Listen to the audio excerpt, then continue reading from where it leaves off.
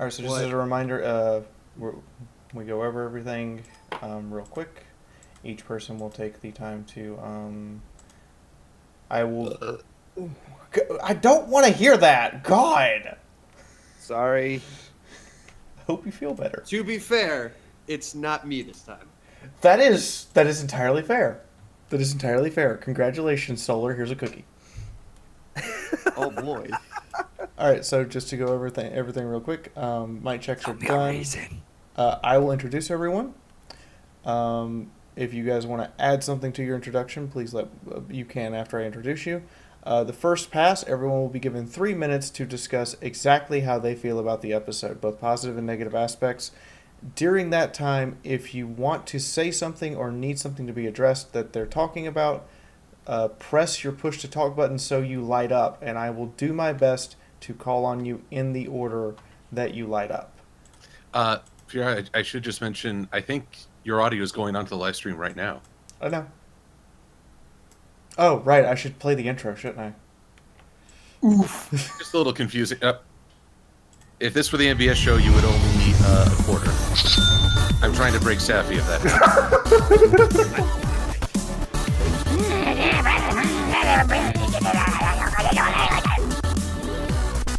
Thanks, Daz.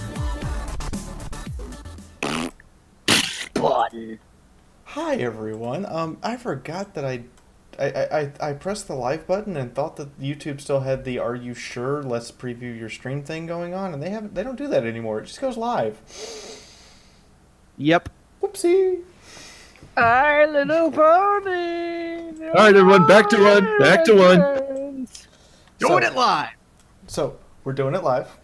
This week is the third week. We are discussing Friendship University, MLP Season 8, Episode 16. And since it's an odd week, we start at the top of the order, so I would like to introduce De Wilstonator or Thespio, reviewer, voice actor, and songwriter. Greetings, everybody. Sorry I'm not as energetic as everybody else may be here. I am currently battling some back issues, so if I'm not as enthusiastic as everybody, that's why. But still happy to be here. Golden Fox. Hey, I think a lot of you know who I am at this point. I'm not going to bother to talk too much about it. Passing to the next. Wow, that was incredibly short for the grandfather of pony reviews. Then we move on to Jasper Pie. Hello. This is Jasper of the Pie's Pizzeria. Who better to cook a pie than a pie? I hate this episode.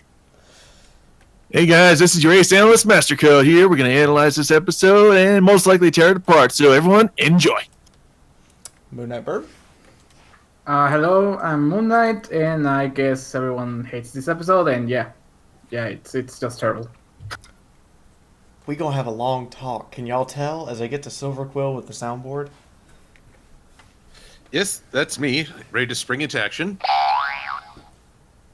But, that might, I expect at least a little bit of appreciation. Yes, thank you. What I wouldn't give to be in a coma right about now. Geez, that's what you said during watching the episode viewing. Though, I guess I'll be in the minority as I'm not as offended by this episode as others. So let's have some fun, eh? Solar Flare down there, our resident, I guess we refer to him as military punching bag? Yeah, sure, why not? Yeah. This is, yeah, I yell at things and people get entertained by it for some reason, so I guess I'm good for something. Hi, it's self-depreciating humor. Okay, moving on. And the Brony Critic down here at the bottom. Hey everybody, I'm the Brony Critic. I do fandom reviews, and I am also a firm believer in Les Majestés, which clearly Equestria does not have. Oh, only if Please you're just stay. I'll ask what that means later. Les Majestés is effectively laws against insulting royalty. In some countries, if you insult the monarch, you can be thrown in prison. Oh, okay. That does make sense. And yeah, why don't they capitalize on that? That would have worked out for this episode.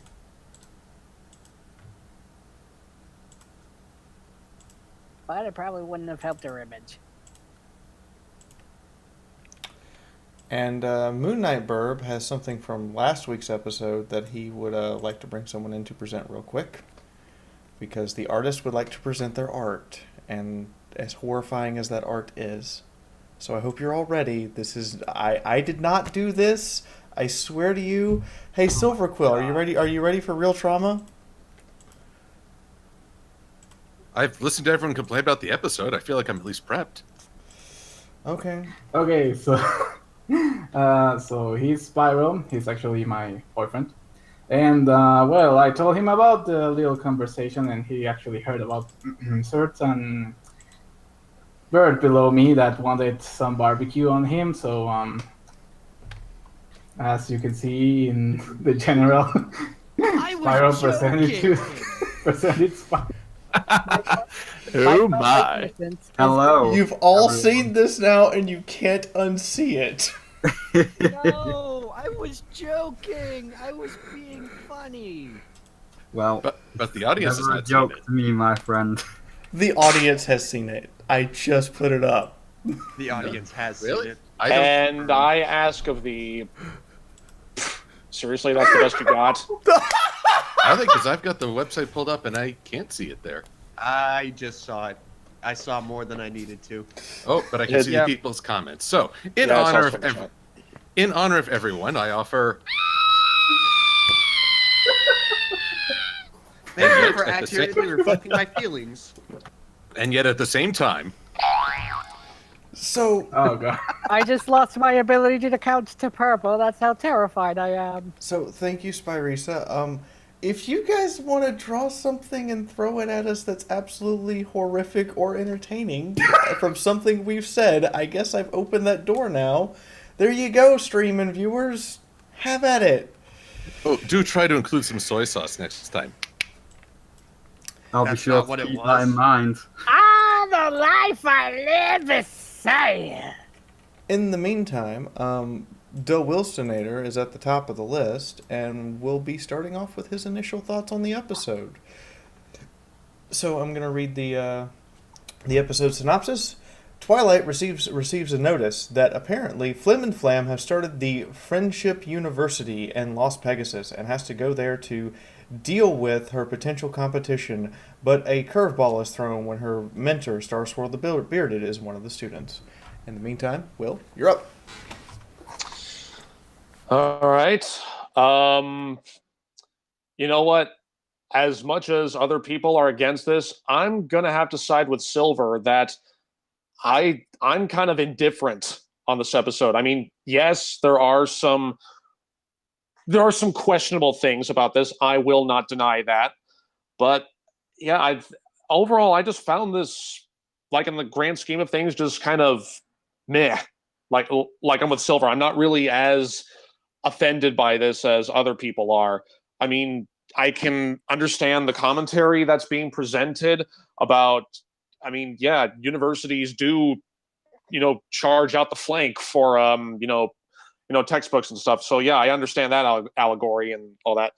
But aside from that, I will say it was kind of interesting to see Flim and Flam take this direction. I mean, yeah, it was a scam overall, but honestly, like, these were like the last ponies I thought would do something like this. Like, not gonna lie, like, I've been spending today trying to catch up on other episodes throughout the season and all that. So this was completely blindsided. I did not read any synopsises, and I'm not gonna lie, a lot of it kind of kept me guessing, kind of had me on the edge of my feet. It's like, yeah, Twilight was kind of in a pinch here, but I'm sure after listening to other people's input on why this episode, quote unquote, sucked, I may change my perspective. But overall, I found it to be just okay. Like I said, I'm not as offended. I will say this: one of the parts that I did like was it's always really nice to see Twilight and Rarity working off each other. They're my two favorite ponies, and we barely see them interact with each other or work off of each other. And I think the two of them were just, I mean, yeah, Rarity suggesting that Twilight wear an eye patch was kind of dumb. But aside from that, these two were like a well-oiled machine, I think. It was. I don't know. I don't have too much to say on it other than I thought it was fine. And I think with that, I'll go ahead and pass it down.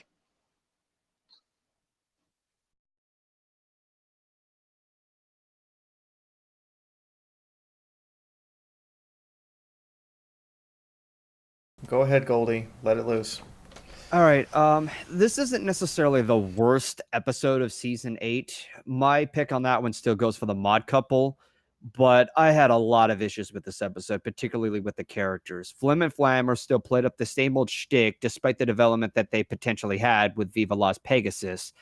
And then you have Starswirl the Bearded, who pretty much was whacked with a stupid stick to be manipulated by these two con men, even though he's somebody who learns magic and should know better than to fall gullibly for these two characters. And the worst of which that I was really upset about was how Naysay was written. They made him even more xenophobic than what he was in School Days. With School Days, I could somewhat understand his reasonings because he fears that some of the knowledge that would be passed on to other creatures would be a threat. But here, it's just him being a complete speciesist. And it's just like, it's like the writers are trying to make these adult conflicts black and white. And it's not good writing. You're potentially teaching terrible lessons to kids doing that. And that really concerns me with what season 8 is doing. So with that said, I'm going to pass it off to the next person. Oh boy. I think just the main thing I didn't really like about this episode is just how stupidly gullible everyone in the background is. And even Rarity at one point, it's just why? Why is that the best disguise you could think of for Twilight? Just an eye patch and a poster though. It can fool one dumb guy, but it can't fool anyone else.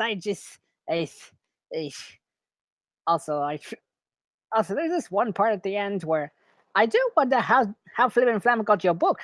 Right as that happens, Cozy Glow opens the door, and I'm thinking, that's not just a coincidence. That's too conveniently timed. It can't just be me, right? And with that in mind, I pass it down to Mastercode. Yeah, this episode's been kind of a mixed bag for me. Like, I've seen it once before and just now again.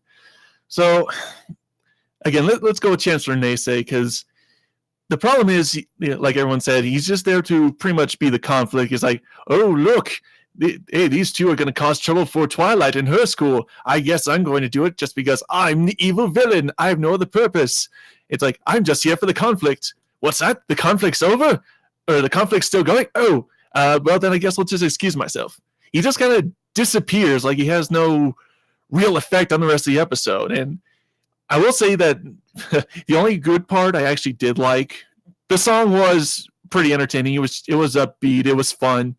I mean, I'd almost put it like at second to Super Speedy Cider Squeezy. Like that was probably my favorite one, and then this one would probably be number 2. But there just feels like so much wasted potential. I mean, conceptually, it's good where there's this rival school coming, and it's like this could steal. Excuse me. There's this rival school that pops up. It's like, oh no, this could be bad, and oh no, it's headed by the Flim Flams. I asked myself, what if, because from beginning to end, this thing is totally predictable. What if in the end there was no scam? What if it was just them, being legit? What if they finally turn over a new leaf? This is, I think that would have been a much more interesting way to go. But as it is, it was just a middle of the road, just kind of okay episode. So I'll pass it off. Well, I think that the episode just didn't give it up from the beginning. You're thinking that, oh, hey, we're seeing Starswirl. He's getting on friendship lessons. He's learning all stuff. And then you just get suddenly introduced to Flim Flam again and the Chancellor Naysay racist pony, whatever he does, because he's not really that much in this episode. He's just like, oh, I'm here. I'm racist. Goodbye. And then, like, the Flim Flam thing, like, I do agree. Like, maybe making them good would have been, in the end, like, something more entertaining. But then again, you already have, like, that kind of plot with what was it, the Trixie and Starlight episode where she wasn't really, well, she was mean, but like she ended up being good. But it's like it would have been so much more interesting to see how Starswill did like a proper friendship university or another school, and see it like I don't know, improving some parts that maybe Twilight didn't like improve that much, or I don't know, something else, because it would have been more interesting than, oh, it's another Flim Flam episode, which ends up pretty much like all the others, where the scam gets discovered and they just have to return whatever they took, and they never really grow as characters. They're just scamming like every season they're in. We will come back to you, Shoujo. Give you a second to catch up and gather your notes because I know you literally just got in here. Hey, Quill, what are your thoughts? Hiya. Well, for starters, I will appreciate any episode that features a fake university whose abbreviation is FU. Because.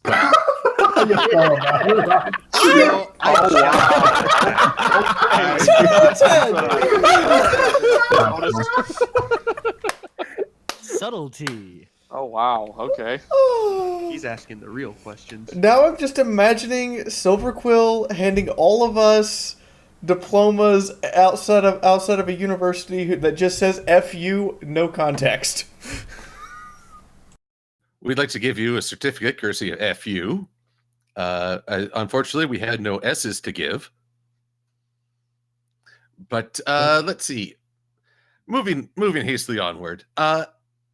I enjoy Flim and Flem because at this point they're the holdouts. We have had any number of very swift and often confusing reformations where, depending on how long you stick with the characters, you can ease into the idea that they've moved beyond what they used to be. But that moment of transition just does not work.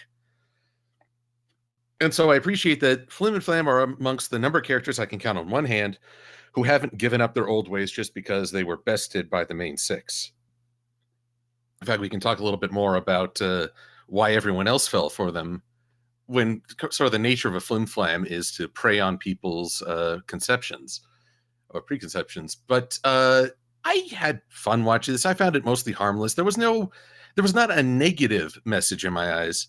They touched on the idea of how do you balance the lesson of giving people a chance to start over versus knowing that someone may not have your best intentions at heart, or that you just know this person has a tendency to scam, because trust, when broken, has to be earned back, and Flim and Flam have never done that. I also really enjoyed the theme of ego running through the piece, and how the characters acted. I hear people when they say Chancellor Naysay is very one note. I don't like other creatures. Ponies first, meh. But it's interesting to see how that attitude influences his role and basically undermines the very ideal he's trying to profess. So I think we'll get into that when we talk about this more in depth. Oh boy. All right, so that's Silverquill. Hey, Solar. I'm waiting for your opinion, and I'm totally not ready. Brace yourselves. I'm gonna counter this with everybody got hit with an idiot stick during this episode. Characters that have been shown to be clever and intelligent in the past have now just become completely gullible and idiotic for the sake of the plot of this episode, which I thought was really, really, really dumb. There are numerous examples of this throughout the episode. I know everybody harped on Rarity for saying, "Oh, yeah, an eye patch and a post-it note over the cutie mark is definitely going to serve as a suitable disguise coming from a fashionista." But that's just one of them. That's like one out of like how many moments were there like that in the episode? Like 8, 9, 10, immeasurable. I don't know. Just, I mean, that's basically my whole thought. I didn't think there were very many good things about this episode because it went pretty much as well as you expected it to. It's like, oh, Flim and Flam are up to something, but it's not immediately relevant what it is. And then later on, we find out they're actually bad, even though we were starting to come around to them. And then we expose them, and then it goes right back to where things were at the beginning, where they're terrible ponies. Then, yeah, that was pretty much the whole episode. Passing it off. Right? Brony Critic, what have you got? Well, I'm largely in the opinion with the majority here of I appreciate the commentary they're trying to get across. It's a good commentary and one that needs to be said. However, the execution, I hate when the only way a story's conflict can be resolved or can go forward is when you have to hit everyone with the idiot stick. And they had to do that with this episode because at any point, you know, at any point this could have been solved or fixed, if they actually had, the general principles of, this is a monarchy, you know, this is a monarchy, and yet they insult their monarch on a regular basis. You'd think, we'd see some kind of reference of, respect for the authority, but no, I guess we don't, despite how in every other season we've seen it. And I don't like how the Flim Flam brothers are portrayed as scam artists because, as Anthony C put it quite nicely in the Super Cider Squeezy 6000, they weren't scam artists. Their machine actually worked. Their fault was that they didn't negotiate and that they tried to kind of cut corners. But their machine would have totally worked, which is why I think the idea of making them good guys, making it that they had the intention of actually creating a school with, somewhat good intentions and having a school with somewhat good intentions and just, maybe having naysay or something, forcing them, if they want to be accredited, to have to do things they don't like just to snub Twilight. That would have been more interesting to see and given them a chance to actually reform in a more reasonable way. This could have been more interesting. The idea, as Thespio said, is a good idea. I just don't think the execution is very good.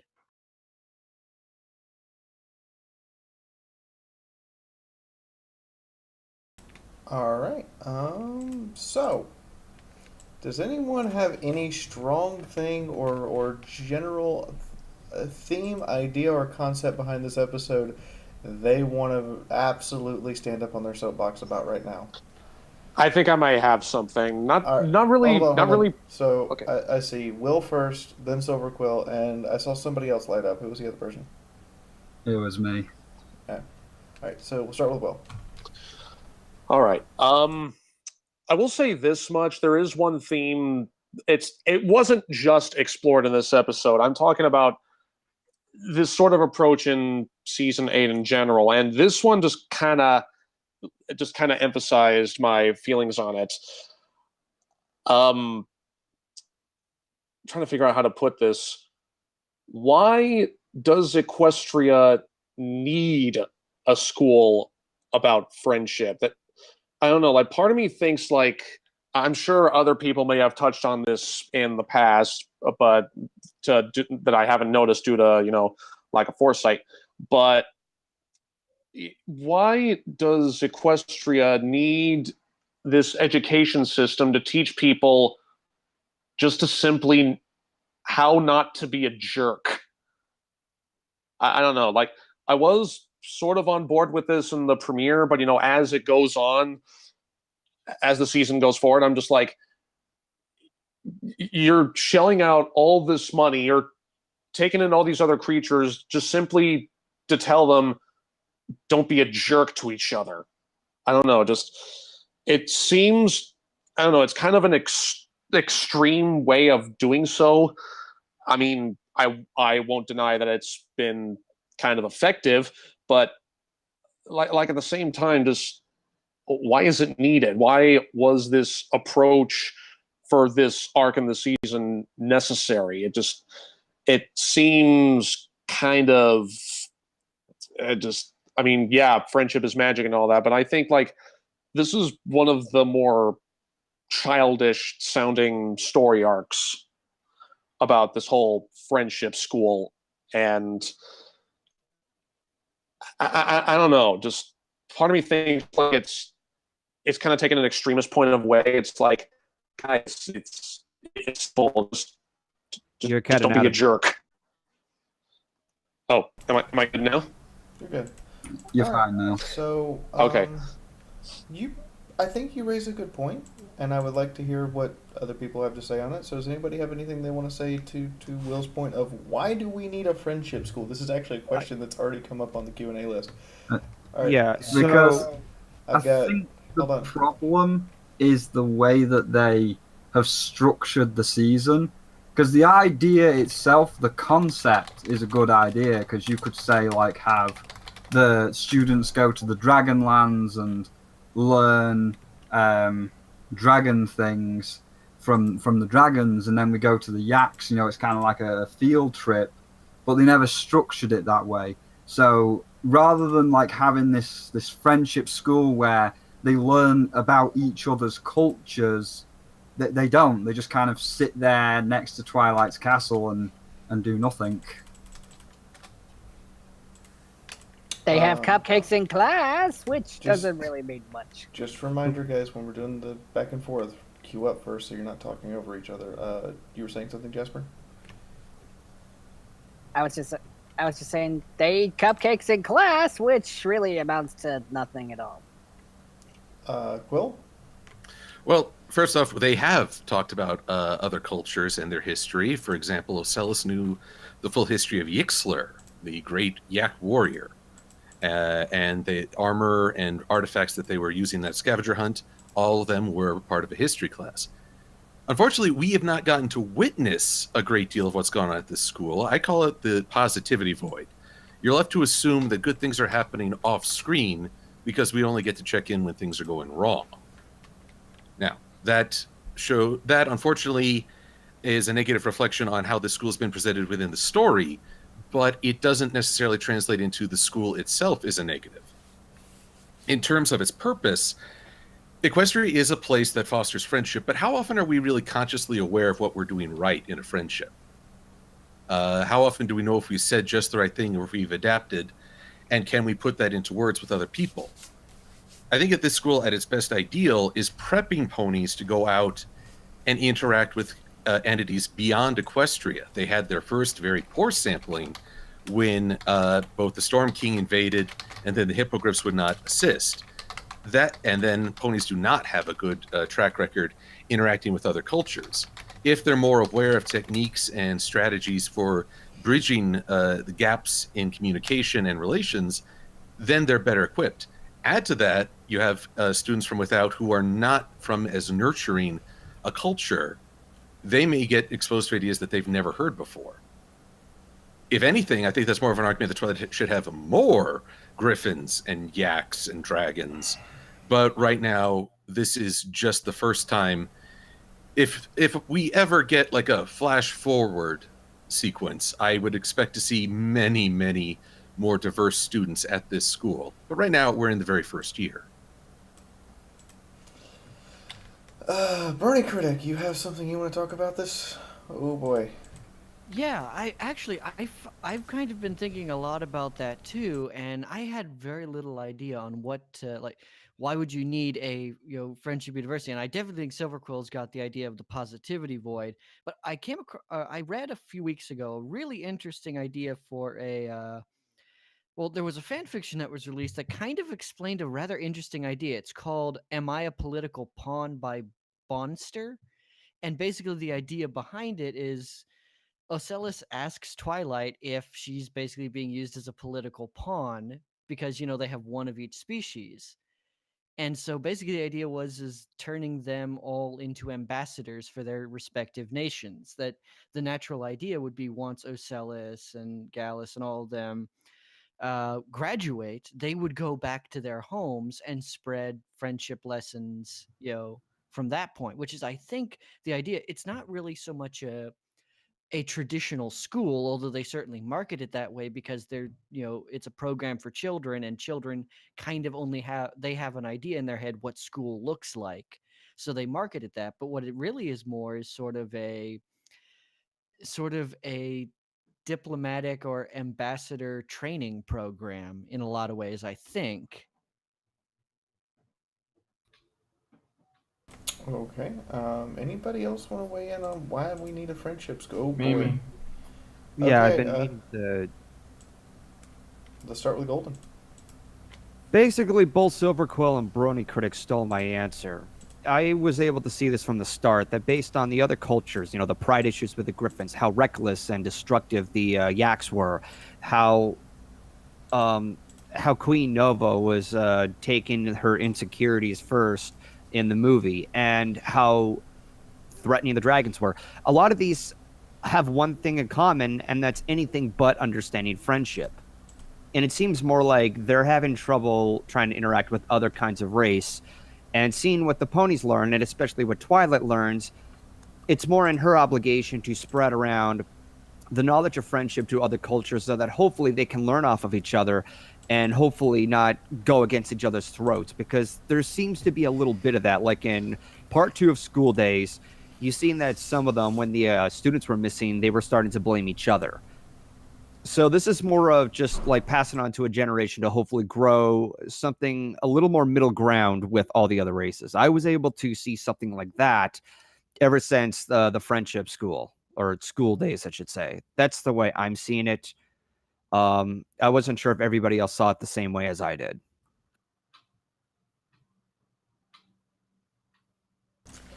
Okay, Moon Knight, and then I'll get Solar.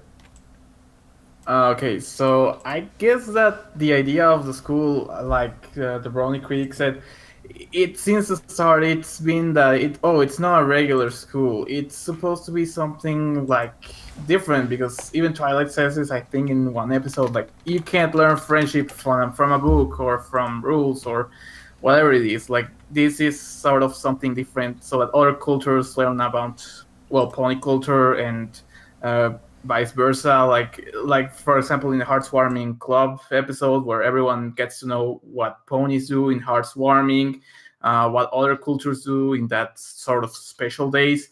And I think that the idea of them being ambassadors is actually not too far-fetched, because they in like Friendship Always Wins, like the song, like in School Race, like they even say it, like when they finish it, they have this gift that is friendship, that it's being with others and enjoying different stuff that they like, I don't know, maybe that they dislike, learning about different cultures.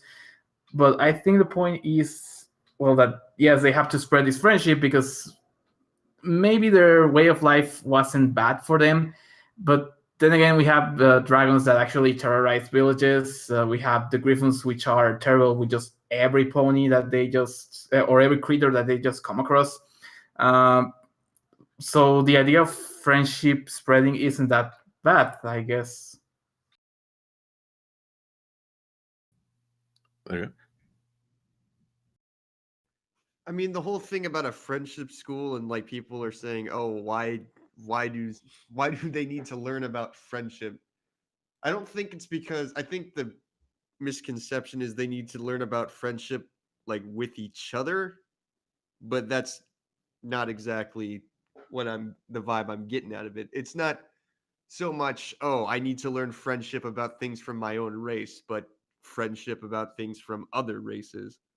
Because like typically whenever you have a country that has predominantly one race of, or one species, or one anything like that, and you meet somebody that's from another country, from another culture, something like that, they might do some things that you find weird or you find offensive. Like a good example of this actually is, if anybody's ever read the fucking Aragon books, they were at war with this race of people called Urgles for the longest time, and eventually, in order to help with their own war effort, they actually ended up recruiting some of these Urgles. And so when they inevitably brung the leaders together to, have their little meeting and discuss strategies and whatnot, the first thing the Urgle chief does is he just like screams at at who's currently in charge of the humans, and everybody's freaking out like, oh god, yeah, no, he's getting ready to attack. And then the protagonist is like, no, no, chill. He's just, this is how they greet their chiefs. He's showing respect. And that's kind of what I'm getting from this friendship school. It's like, okay, this person's doing some weird stuff, but it's not meant to be offensive. It's just how they do things. So instead of like seeing somebody doing some weird stuff and then immediately, gathering up your arms and going to town on them, you're like, oh no, that's just a normal thing they do. That's my thought on it, anyways.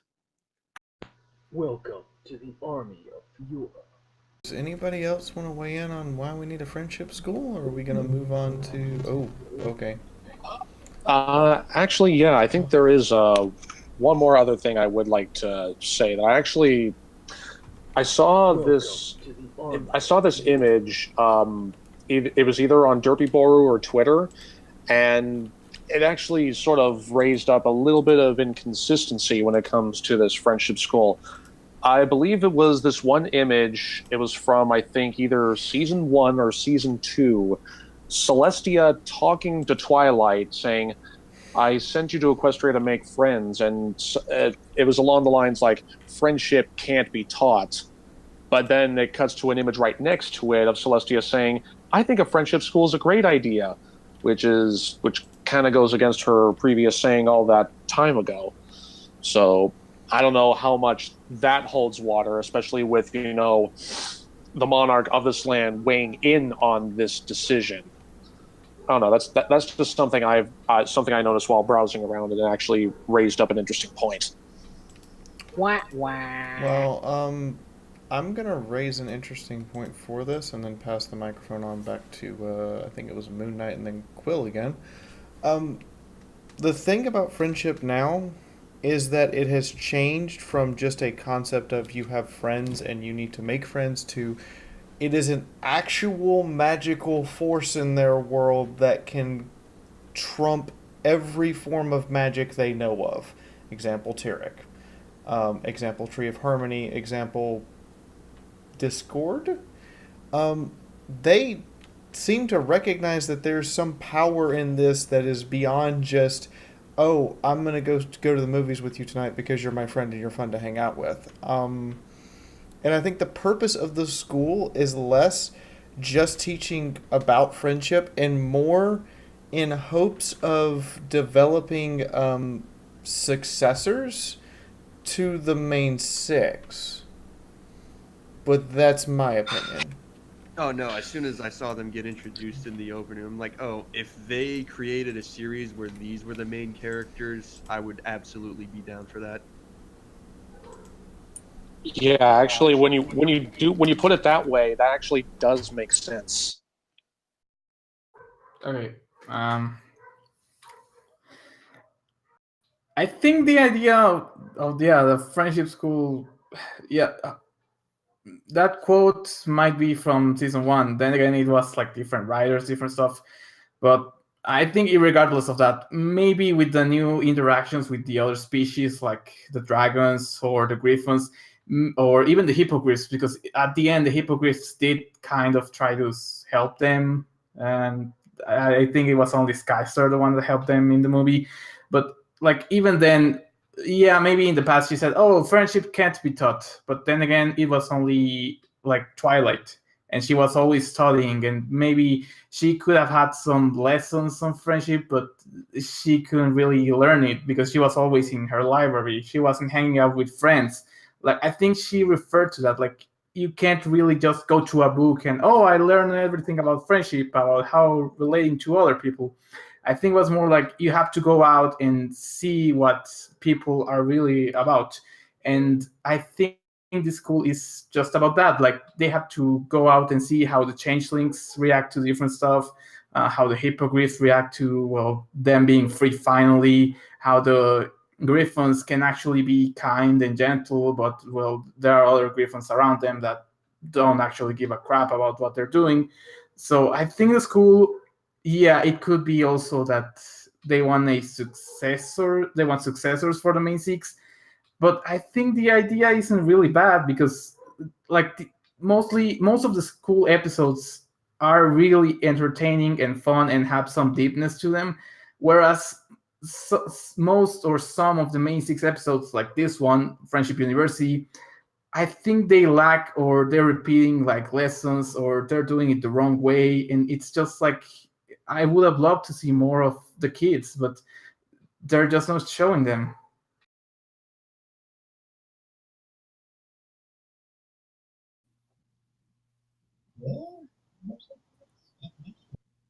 Yes, indeedy.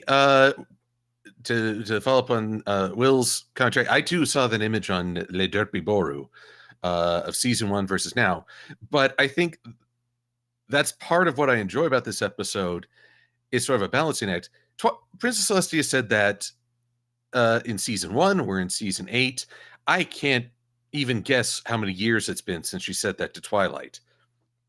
But the whole idea of this school is that what used to work in the past doesn't necessarily work for the present or the future. So it's something new, something different. Twilight couldn't have learned her lessons through a school, but now that she's learned, perhaps she has the ability to teach others through more innovative ways than just a classroom lecture. A big part of the season premiere was making it explicitly clear you can't just lecture friendship to others. And despite Twilight's propensity to lecture, I'm going to do what I do best. I'm going to lecture her. But again, that's season 2 Twilight. All right. So, but at the same time with this episode, you got Flim and Flam. They're still untrustworthy. So sometimes it's hard. It's a hard judgment call. What used to work may not apply, or some things may never change.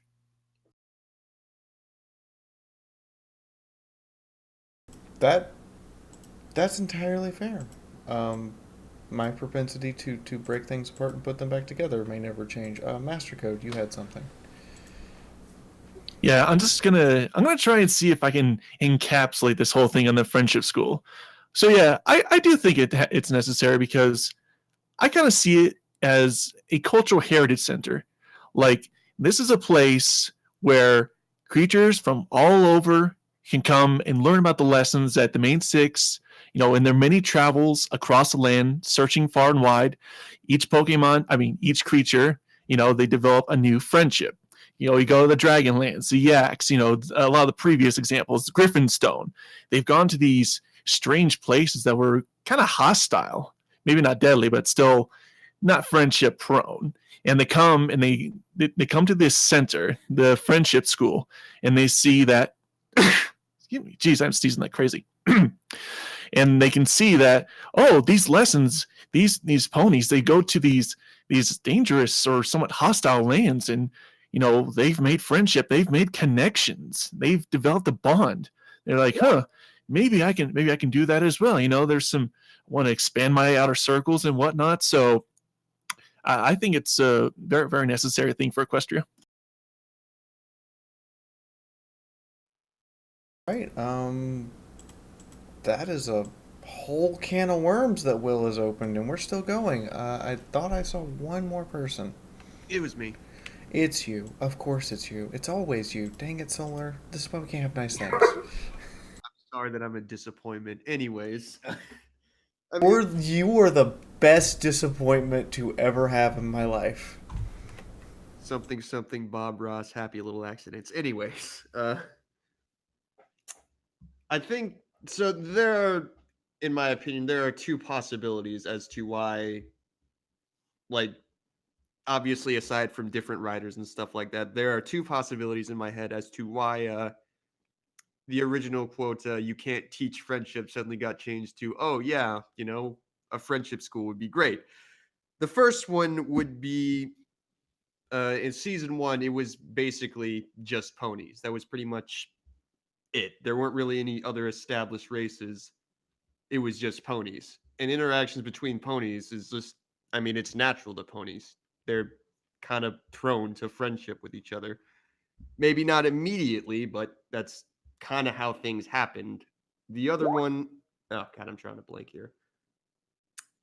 But to further elaborate on the first one, it's now obviously they have They have a bunch of different races that have been established. We have, changelings, we have yaks, we have griffins, we have hippogriffs, and all that other fun stuff. And as we've learned, they don't all act like ponies. They don't have the same tendencies as ponies. So yeah, maybe you can't teach. And I just remember what the second one was. The second one was basically you can't teach friendship conventionally, which would be just, oh yeah, just gonna pick up a book and suddenly I know all about friendship and how to make friends and make other people like other people. That's not something that you can just, pick up, read, study up on, and then suddenly become an expert at. It's something you kind of have to experience first before you can go and spread that to somebody else. And in my head, both of those are equally plausible. Although I'm sort of leaning more towards the second one, just being you can't teach it conventionally, which would kind of coincide with the whole, oh, the school isn't accredited as like an educational school. Well, I mean, obviously it's educational, it's a school, but like it's not accredited as like a regular school. It's accredited as a friendship school. So that's where I stand on it. All right. Holy crap. That is a whole lot of weight. So, Spy, you want to say something? Yeah. I think the other one thing about Celestia's attitude changing from then to now is because in the first season, even the first episode, she was under a time constraint. She's like, Twilight, you gotta go out, you gotta make friends now. Nightmare Moon is coming back now. You gotta do it now. Whereas in the present, there's no threat of Nightmare Moon. It's like, yeah, just build a school, go at a leisurely pace. So you're not under a time constraint. So it's a lot easier for her to accept and look into the idea of a school. Whereas when Nightmare Moon was coming back, she just didn't have the time.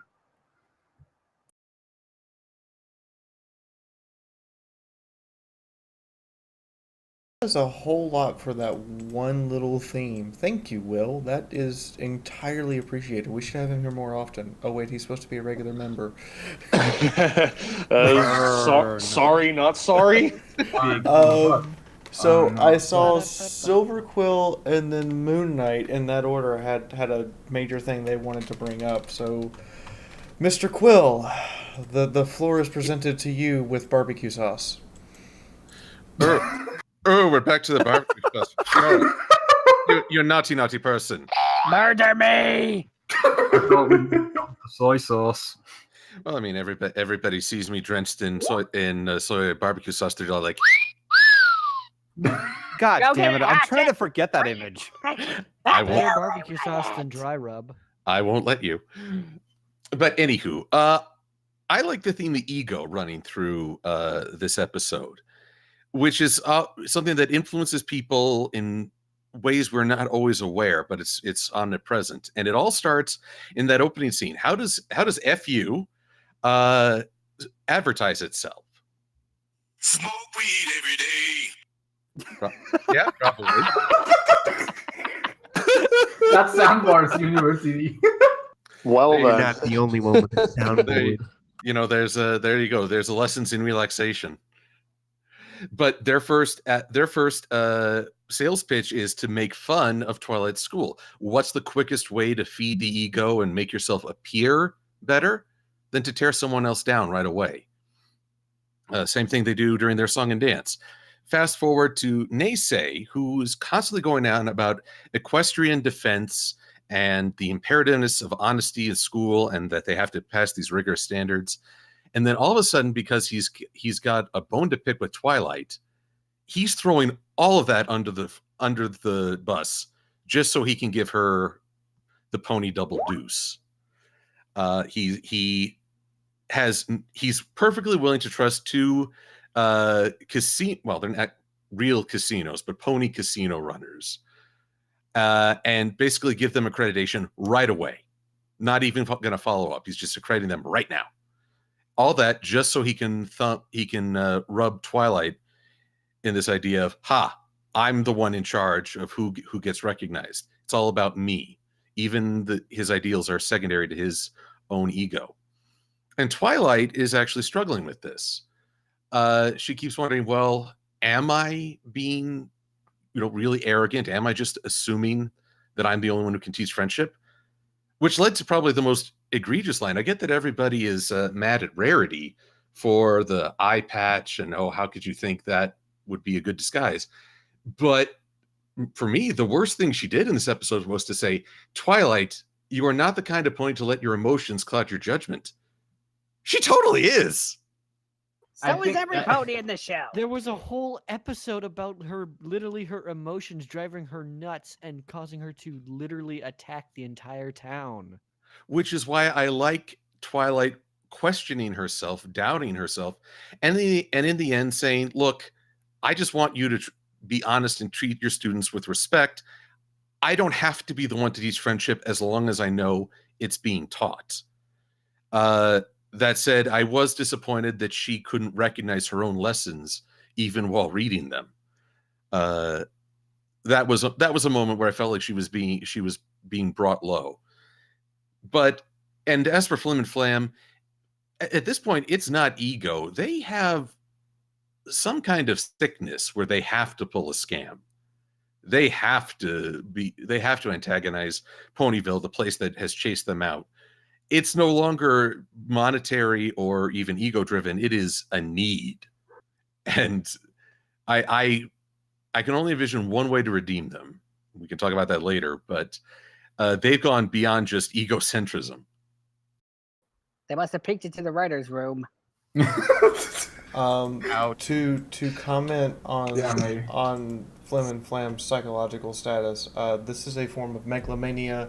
It refers to an individual who feels the need to attempt to find a way to make money without actually doing anything or presenting any real work, and in doing so is either panhandling or scamming an individual because they think they're better than them. Which is, again, an issue of ego. You're defining yourself only by how much you can tear other people down. I think not taking the word, sorry. I think, yeah, it could be something like a disease or something, or it could be just for like pure revenge. Because like I don't know who pointed it out, but like in the season finale where Twilight had to rewrite history or whatever with Starlight, we did saw them like ending all of Equestria's life and taking down all the trees, and it was all like a barren land, and that was one of the possible endings if they are not stopped time and time again by the main six, which is kind of dark if you think about it. Like they actually want to just like kill everything in the land. Going back to Chancellor Naisei, like I take it. Okay, he's supposed to be like, oh, I'm against races because they're not ponies, because ponies are, I don't know, are the best race, and they're just going to come here and take our children and kill our women, and like I get it, but he hasn't really been that like that force that like that villain that has been all around the season. Like he's only appeared like what in this episode and like the opening episode. And it's like, okay, we get it. You're racist. Like, what's more to that? Like, what more can you do? Because you literally, like, even, yes, maybe the Friendship University was maybe sort of a good idea of him. But, like, it led to nowhere. Like, what's more from him? Because if this is the only appearance he's going to have, then he's not really that good of a villain. So, in a sense, would it be fair to say that Chancellor Naisei's, ego-driven desires, despite only appearing a few times, going back to something Silver said about ego, which I want to also, connect with your point, Moonburp. I'm getting a sense that Chancellor Naisei is, in a way, also kind of pulling a Trixie in No Second Prances. Like Trixie was all around hell-bent to demolish Twilight ever since she first laid eyes on her. That's been like one of her go-to goals ever since she was introduced.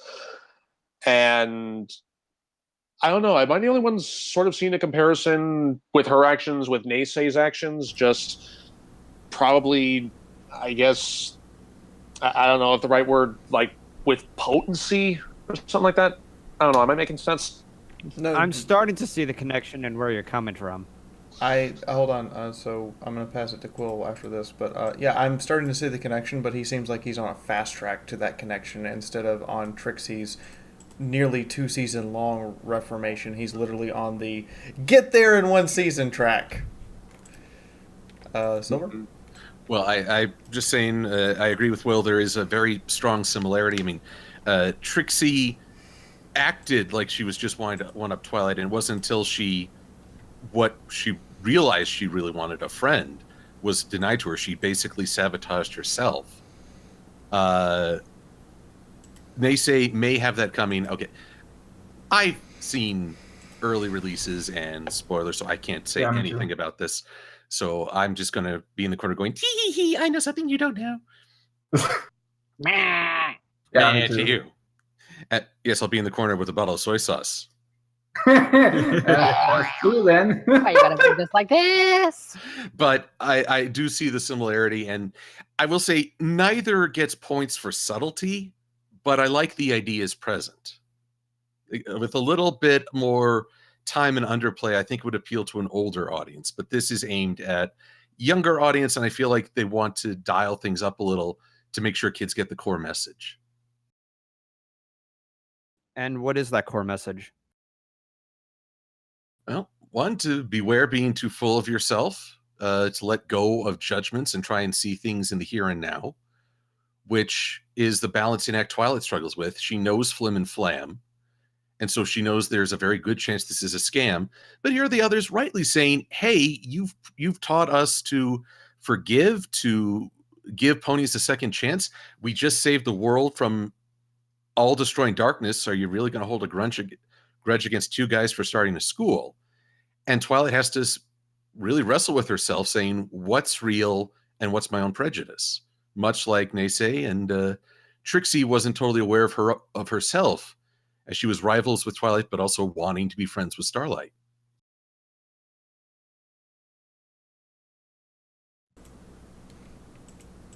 All right. I think I saw Brony Critic, Moon Knight, and did I miss Master Code? I think the one about Brony Creek too. All right, so let's start with Brony Critic and then go to the other two. The thing I found kind of really surprising or kind of infuriating about Naysay is, how blunt he is. Racism, and this was absolutely racism. There were some lines he said that are literally straight out of 1920s, 1930s American segregation and racial like racial bigotries, like literally having to go wash himself of like another creature's, the disgustingness or the filth off of them. Like those kinds of lines were just kind of like stunned awe. And it's a shame because there's a potential there for like nuance, for really interesting aspects, because again, this kind of also goes a little bit into the need for a friendship school. Equestria is a very isolated, very internalized place, you get the sense, especially since like the town of Ponyville had no idea what a zebra was, and suddenly within just a few years they've got griffins, changelings, dragons, all these other creatures living in the town. You get the sense that maybe, the world is filled with a lot more naysays. And so there's a chance there to have really good commentary, especially nowadays, some really nice commentary. But they're turning naysay into a straw man. And they're making him into a straw man, but not having him do anything that actually, nothing that actually, either villainizes or truly demonizes what he's trying to say, except for the content itself. I get the feeling they totally could have modified the story a little bit to make Naysay more quintessential to it, instead of just coming in, twirling his mustache, and then leaving, which is effectively what he did. Also, if Cozy Glow is not somehow associated with Naysay, I will eat my hat. I would like to answer that, but I won't because it's a spoiler. But going back to like Nace and that stuff, like that's like my point. Like, okay, we get it. You're going to be. I don't know. He may have his reasons for hating all of the other races, aside from maybe the ponies being the only race. Uh, but you do raise a good point. Like even in the movie, we only see that we have a friendship celebration day, but it's only ponies around. Like after, I think that after the movie, it's like maybe it was just for marketing or whatever. But I think that after the movie, they actually realized there's other creatures like live either outside of Equestria or even in Equestria, because I think there's an episode coming about certain species that is in Equestria, but well, we haven't even seen them before.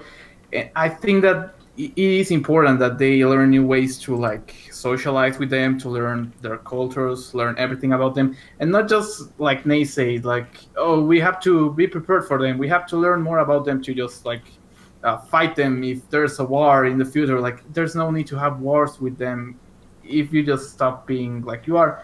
And yeah, just Nace, I get that he may be the villain at the end, and even Cozy Glow, maybe, I don't know. I have seen it, but I'm not going to say it. But like, what else is there for him? Like, I really think that even Chrysalis would have been a better choice for like the ending of the season, maybe, if she was there. But it's like, what else can you do? What more is to this character than, oh, I'm just racist?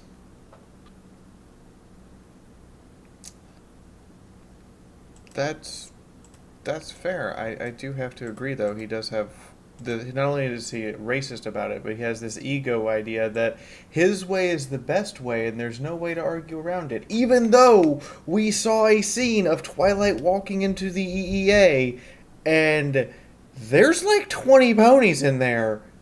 Actually, some of the cheerleaders are from the council. I don't know who pointed that out, but yeah. But don't they get a say in it too? Or is he just like absolute, total, totalitarian authority over the whole organization? And holy crap, everyone lit up. Jasper, since you've been quiet for a while, and then back to Silver again. That should be the case. How everyone in that room should have a say. But there's one key difference.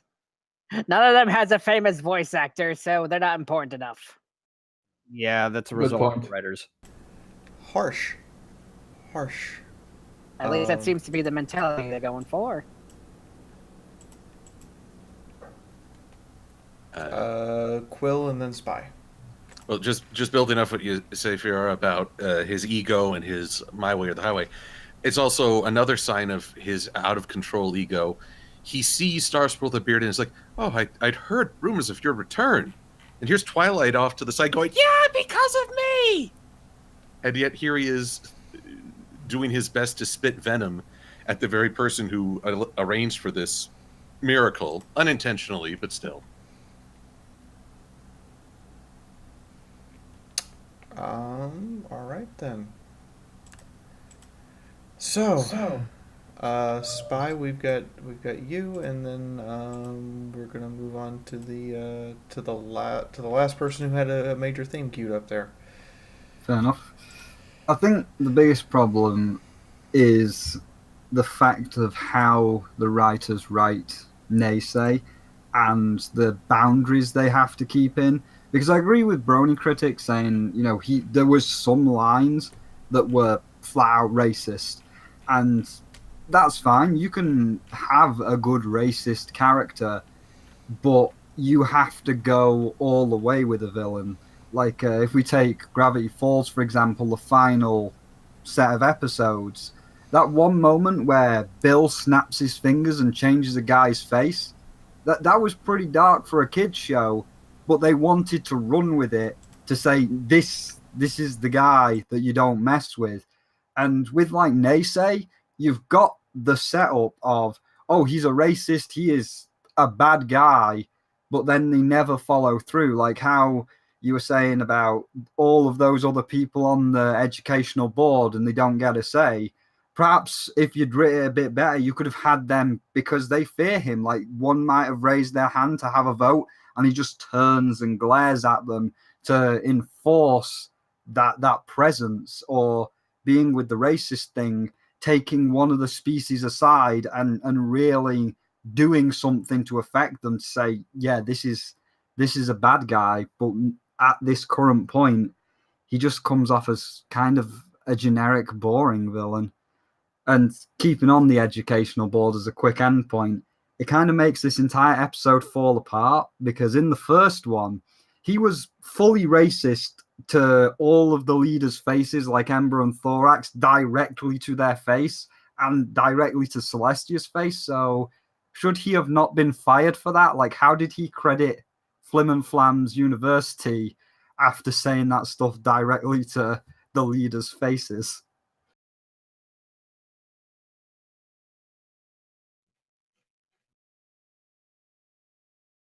This comes to show that some people just have bad blood. Because baby, now we got bad blood. God damn it, you creepy boy! Oh my god! No. He did it. He did it. Excuse me while I try to get that song out of my head. Oh, well, here I can help with that. Because baby, now we got bad blood. You know, we used to be best buds. Because I'm Batman. Silver Quill, you are not Chris. Okay. We automatically have to ding this broadcast 4 more times for that, because that's 5 cents minimum. But well, if you but yeah, actually, I have something to add about.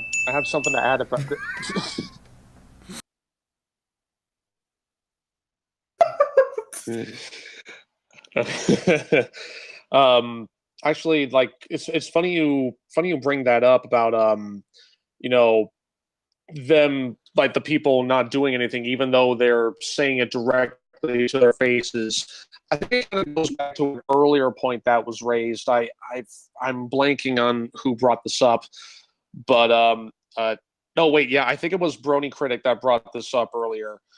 It kind of goes back to what he was saying about, like earlier, about nobody respecting royalty, especially Twilight. So I don't know if that connects much to anything, but it reminded me of something that Brony Critic brought up in terms of what was that saying that you said? Les Majestés. Les Majestés. That's what it was. Which I don't know. Just part of me thinks, like, if that's true, then it's still that kind of goes on par with, you know, that age-old debate of why Twilight, despite being a princess, can't get a cabin in Manhattan and stuff like that. Maybe they just have royalty there just to make things look pretty, and they don't actually respect them in any way. So I don't know how much this argument holds any water, but I don't know. It's just something that came across my head when Moon Knight brought up about, you know, naysaying others saying these horrible things right in front of all these monarchs' faces, and yet nothing is done about it. So it's like the Queen of England then. She's just a tourist attraction for us Brits. Which, to remind everyone, Les Majestés is the idea that you're not allowed to insult the monarchy, especially to their face. So, did anyone have another theme concept before we move to Q&A? I see Brony Critic, do you have one? Honestly, I was kind of going off on his situation with Thespio's comments with, especially with Twilight. It's super infuriating because we actually do see that the ponies have a great deal of respect, like genuflecting to Celestia at all times, and, you know, being super respectful and courteous to, even if it's mostly out of fear, to even Luna, who wasn't even around for 1,000 years. But then you see Twilight, and you suddenly see, you know, consistent insults. And I think, honestly, the biggest problem is the writers haven't changed up the characters. They haven't really... They don't write for the fact that she's a princess anymore. They write for the fact that she has wings, but not the fact that she's a princess, with the privileges that come along with that. Because in reality, I guarantee you, most of the conflicts from the last 8 years would have been solved if she, like, the hand waving of she's a princess, she gets it for free. it's a situation of it's the reason why Celestia isn't the main character, because any problem she has would probably get solved by just saying, "Hey, go do this for me." Yes, Your Majesty. My Little Pony. Like credits roll. I want to point out that also if we had Twilight with that actual capability, we would see a brand new fish out of water syndrome from her in the fact that she didn't do any of this to become famous, and at times, such as the Twilight Time episode, she actually doesn't like being famous. I think you actually bring up a good point. Like, if she was really treated like royalty, like I think maybe Celestia and Luna have like more appreciation because I don't know, Luna was feared for I don't know thousands of years because of Nightmare Moon. Celestia is worshipped because well she raises the sun, the moon. She defeated her sister so long ago. But yeah, the writers don't really like. I don't know what they do with the new writers because there's new writers in this season, and I think there's always new writers on every season. But like, I don't know if they make the research before. I don't know if they just oh yeah, I'm gonna write this episode, and these characters are like this and like this and like this. I don't know what's the process of them, but that's the problem that we sometimes had. Like sometimes some lessons are repeated. Like I think it was the Applejack and Rainbow Dash episode, non-compete clause, where they're struggling and competing against each other for being I don't know, the teacher of the month, I think it was. And it was something that it was brought up in Fall Weather Friends, and it's like, okay, you did Fall Weather Friends again. So what was the point of this? And I think that royalty does like come up in one of those writing problems. Like, do they use it or do they not? Because I think sometimes they use it like in, I think it was Twilight Time, where they want to have time with Twilight because she's a princess or whatever. But then throughout all these future seasons, we have that, oh, she's just a normal pony, even though she's an alicorn and like she should be respected because she could probably blow you off this planet in just one Kamehameha. But I don't know why they have so much writing problems. We had the Kamehameha thing last week, and it was from a regular unicorn, so I don't want to actually know what happens if Twilight goes... Oh, wait, we've already seen that. Starlight just banished someone out of, like, this plane, so what could Twilight do to you? I am convinced that she actually killed him, and that what we see wandering around the university is Discord's ghost, but that's me. It was They his ghost. Actually, they call it a ghost. They actually do say that it's Discord's ghost. So at this point, Discord is a zombie. So, yes, I am convinced that Starlight literally vaporized someone out of the time-space continuum and then put them back into it. I just want to add something on to what Moon Knight said, and this is reflecting what I said the last time I was in the podcast. When it comes to the writers, they get a lot of freelance writers, and I don't know if whether or not they look up the material or not, but it's part of the reason why consistency is an issue is because they just have to get it out there. And some writers write scripts at the same time without proofreading the script and looking over any continuity errors. Oh, you said continuity. Continuity. But yeah, actually, Golden Fox did raise up a good point because I actually had a similar discussion with Josh Scorcher during Crystal Mountain PonyCon last weekend when we were talking about Starlight's progression throughout the show, as well as the episode Fame and Misfortune. Sometimes like it's a common thing that the writers don't have the luxury of all getting together to write in a big room, so that way continuity is touched upon as much as it should.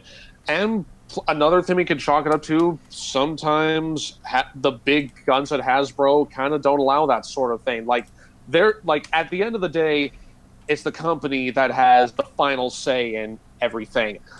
And the writers may have written for their first draft something completely different, to where Hasbro said, no, change this, and this. And that may be part of the issue. And that's kind of like, I remember Josh said something that actually kind of stuck with me.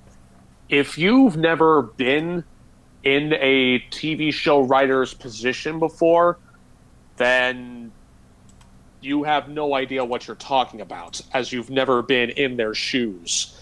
And in a sense, I can actually kind of agree with that. I mean, I've never written for a TV show before. I mean, I've written short stories and all there, but I've never written anything that would be considered a screenplay.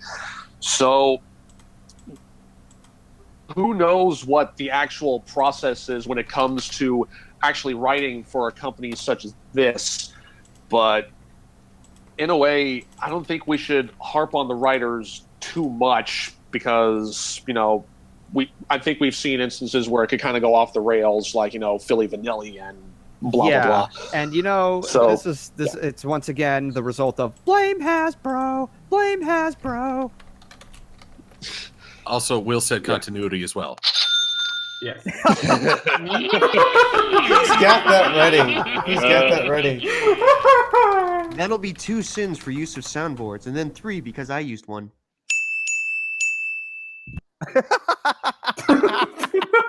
Can you put it up? Thank you for that, Solar. That was completely necessary. Can you put it up 4th for every time I say, "Someone put me in a coma"? There we go. Jesus Christ. I'd also. Sorry. Go ahead. No, sorry. Well, I also just want to point out that with her theory of death and basically resurrection, Fiara has made Discord Pony Jeebus. And on the 3rd scene, he rose again in fulfillment of the script. I hate you so much because there are exactly 3 scenes. There are exactly 3 scenes between. Your Discord has appeared. Oh my Do you god! think that they did that just because John Delancey was like, I don't want to be in any more episodes, just kill me? So I'm sick of this show. So if Discord is Brony Jeebus, does that mean in Equestria that's what we celebrate Easter for? If there even is an Easter? Here's my argument that Will's gonna hate.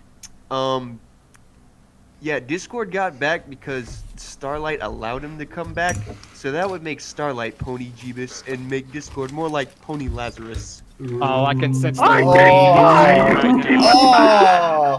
now, Solar.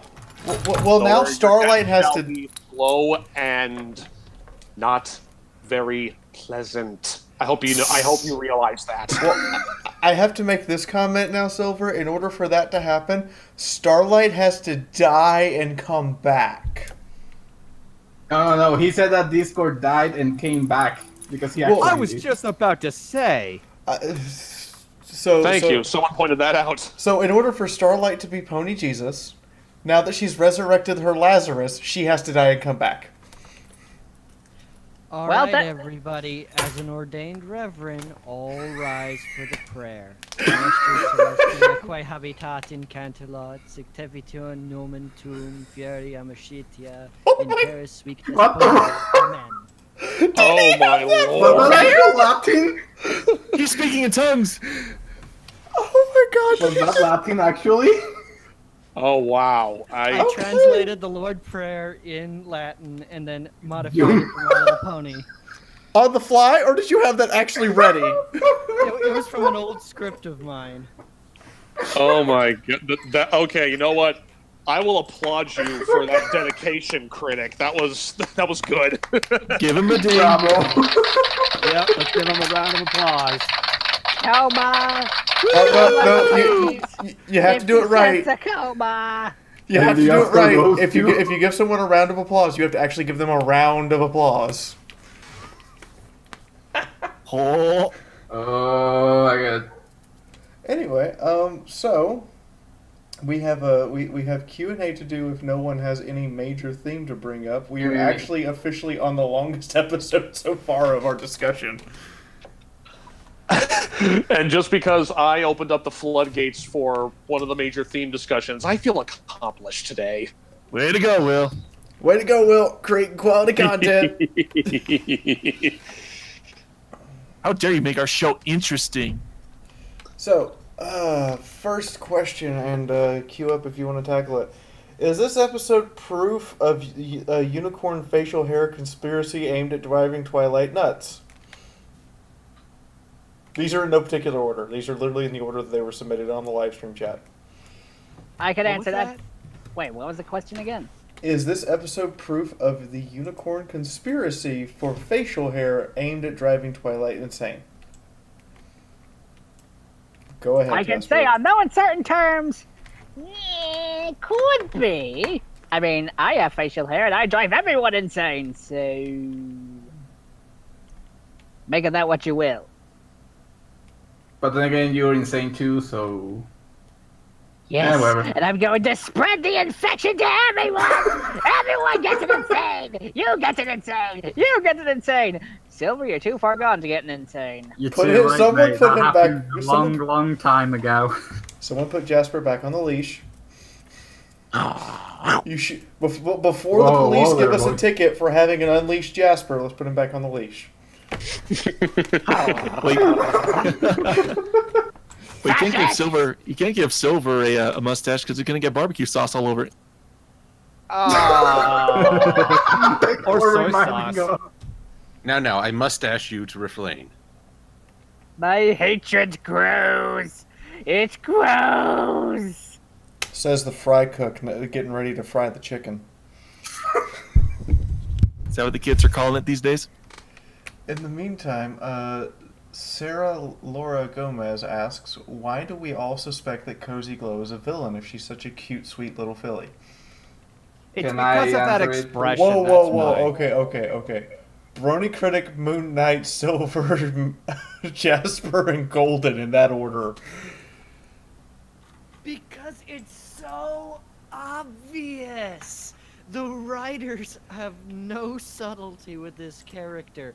Everything she does is so weird. She's so suspicious. Like, I get the sense that maybe she's not a full bad guy, but like, I would not be entirely surprised if like she's like it turns out she's Naysay's niece or something, and she's doing this to help her uncle or whatnot.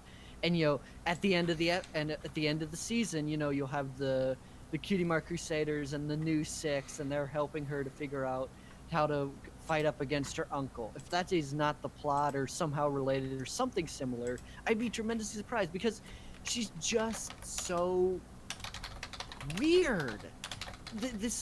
Everything about her is so strangely presented in the show that you can't help it. But no, go on, Jasper. I'll go later then. I would like to say my reason with two names. Baby Doll and Darla Dimple. Nobody can be just that, aren't I just precious? In facial expression without some kind of hidden, sour, evil agenda. Something The tells me you've been watching Cats Though Dance. Worse, I've been watching Batman the Animated Series. All right, fair enough. Okay, fair enough. Of course, Cozy is also. Oh, Go ahead, Silver. Go on. no, Moon Knight was next in the list. Okay, Moon Knight. Okay.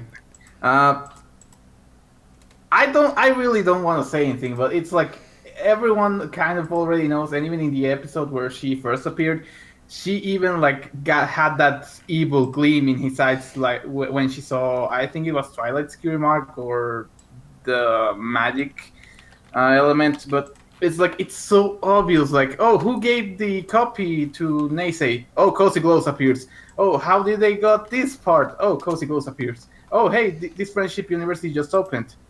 Oh, hey, here's Cozy giving you some kind of I don't know if it was a pamphlet or whatever it was.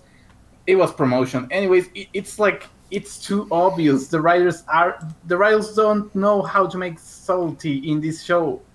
Not that they had it, but maybe. I would argue against that, but I'll wait my turn. All right, Silver. Well, I'm gonna go full meta on this one.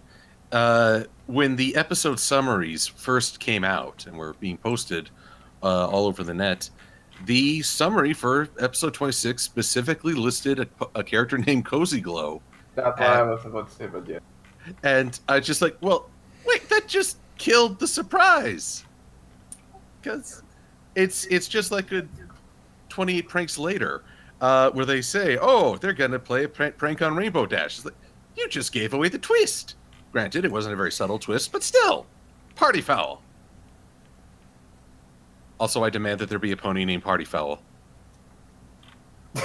That'd be pretty hilarious. You know, it can't be a pony now. It has to be a hippogriff. Yeah, are you suggesting that Party Favor has a griffin cousin or something?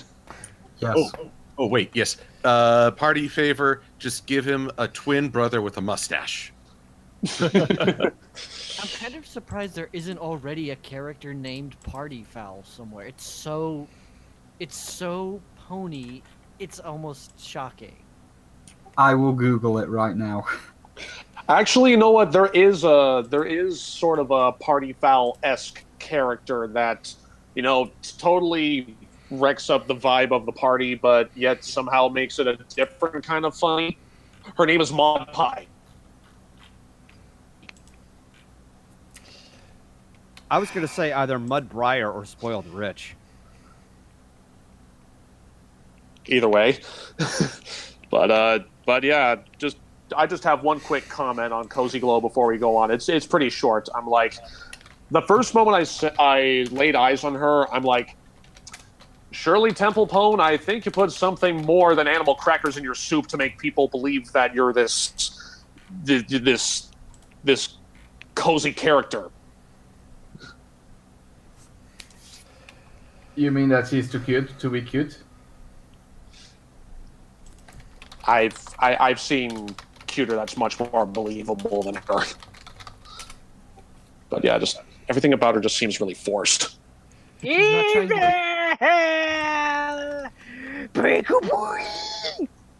It seems like she's not trying to be cute. She's trying to be precious, and no one's precious on purpose. Anyway, for me, my little quick thing on Cozy Glow, I was originally going to do an analysis video on like who is Cozy Glow and all that stuff, but it didn't really pan out. But I was looking at some research and like determining her various colors, like her fur color and her mane and her cutie mark, and her cutie mark is a red rook, which is red's the color of love, but it's also the color of anger and violence and hate. But I also looked up, since it's a rook, I looked up just to see if there was any other possible like synonyms, and I found out another word for rook is rector, and rector is a person that stays at a university, head of a university or some type of educational facility. So, Chancellor Nace. I know something you don't. Might as well make the joke before Mexico can. Rector, I barely know her.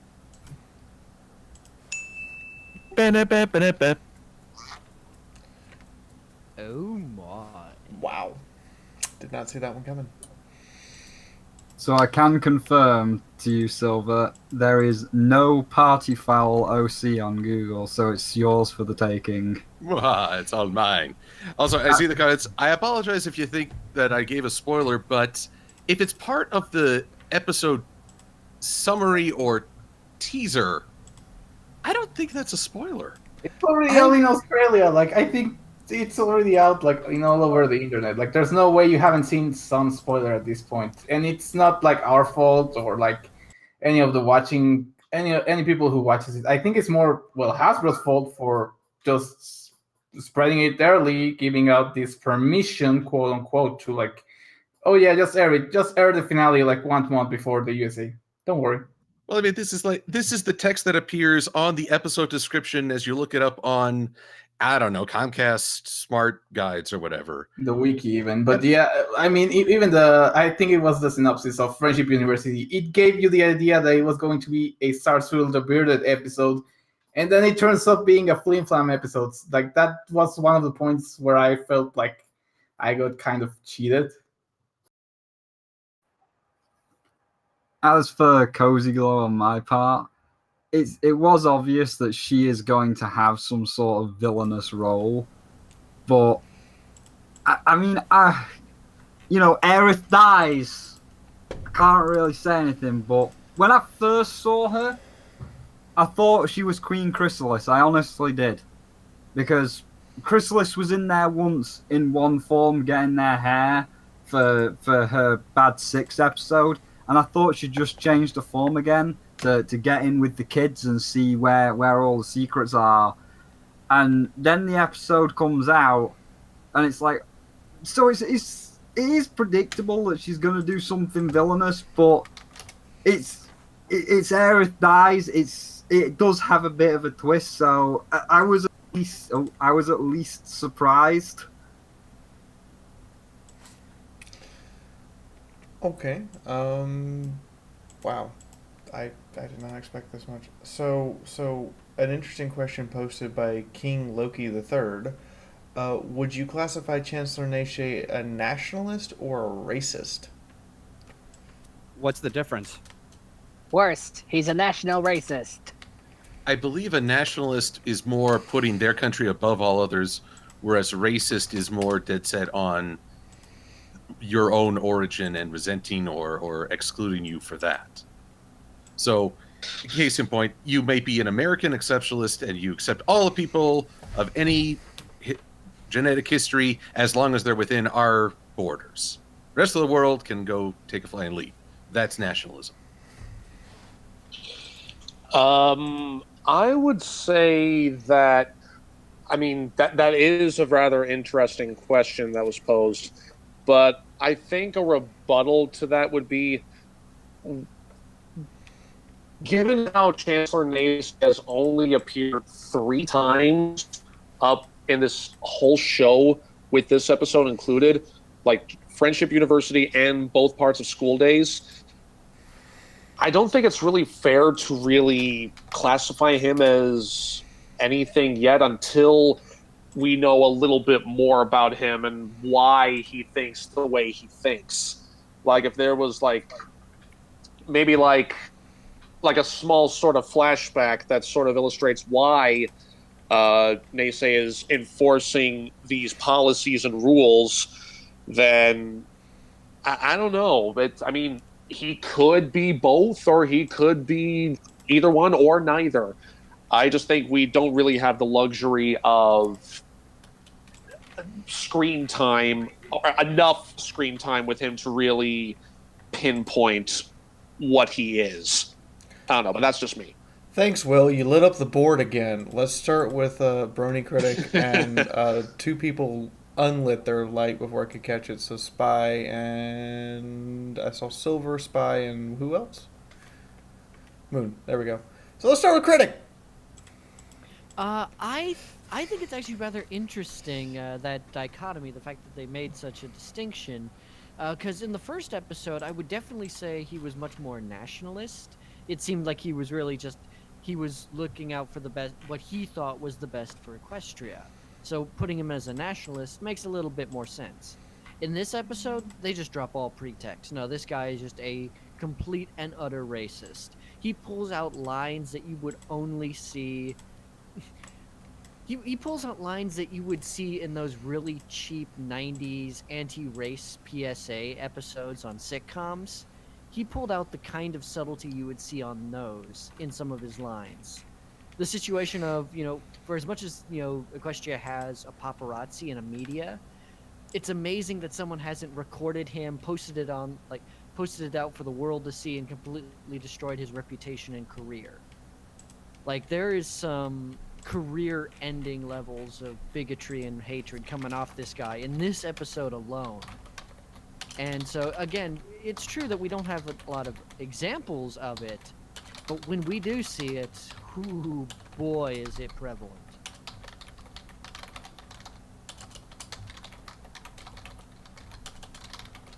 Is it Spy next or myself? I got mixed up. I mean, I can go. It So would I've only got be... one Let's go with Spy. sentence. Let's go with Spy. So, nationalist, racist, it doesn't really matter, because Brony, you said you can't classify him. I think we can. I think at this point, 3 episodes in, we can definitely give him a classification of worst villain. That's a good point. But building off what Brony said earlier in the podcast about 1920s racism was very overt and accepted, or going even further back. Yep.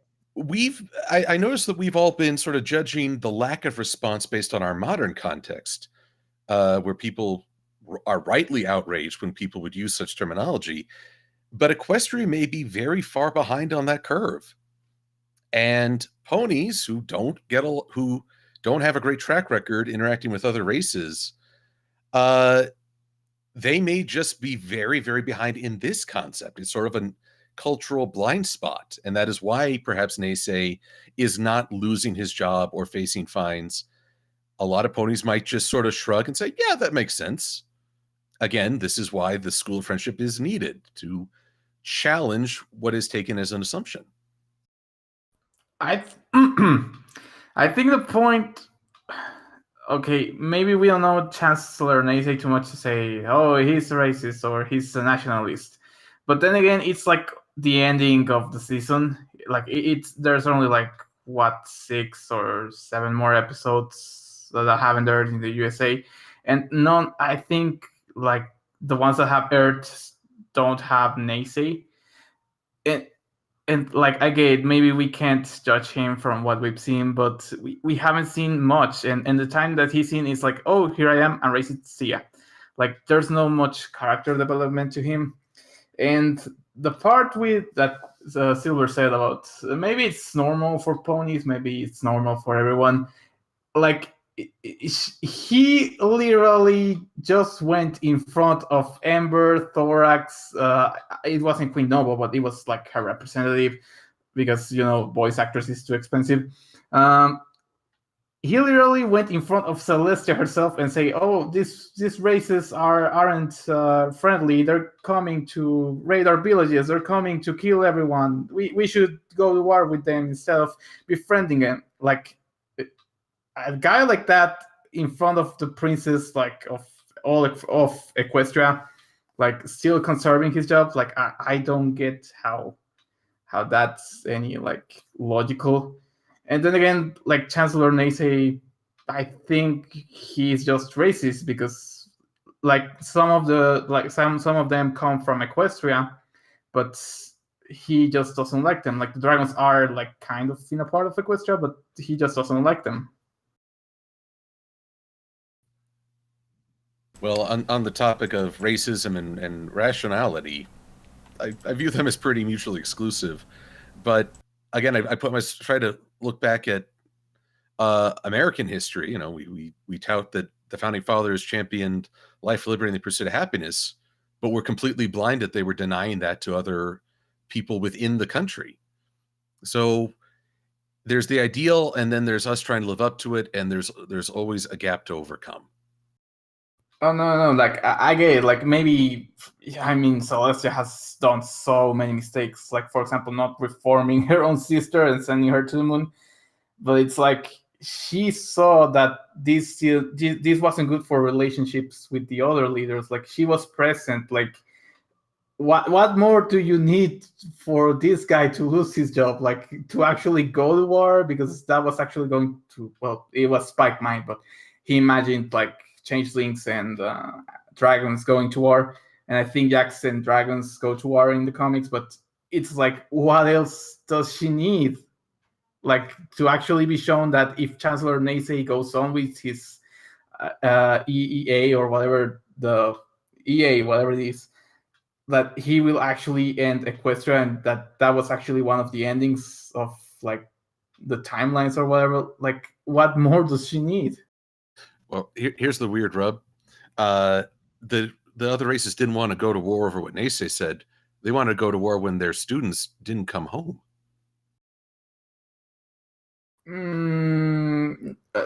That too, but then they also like when the students came back and the school was actually like closed or something, and then they say was, oh, these races are just the worst. We should just defend of them, not learn from them. It's like they're all in front of him. Celeste is in front of him.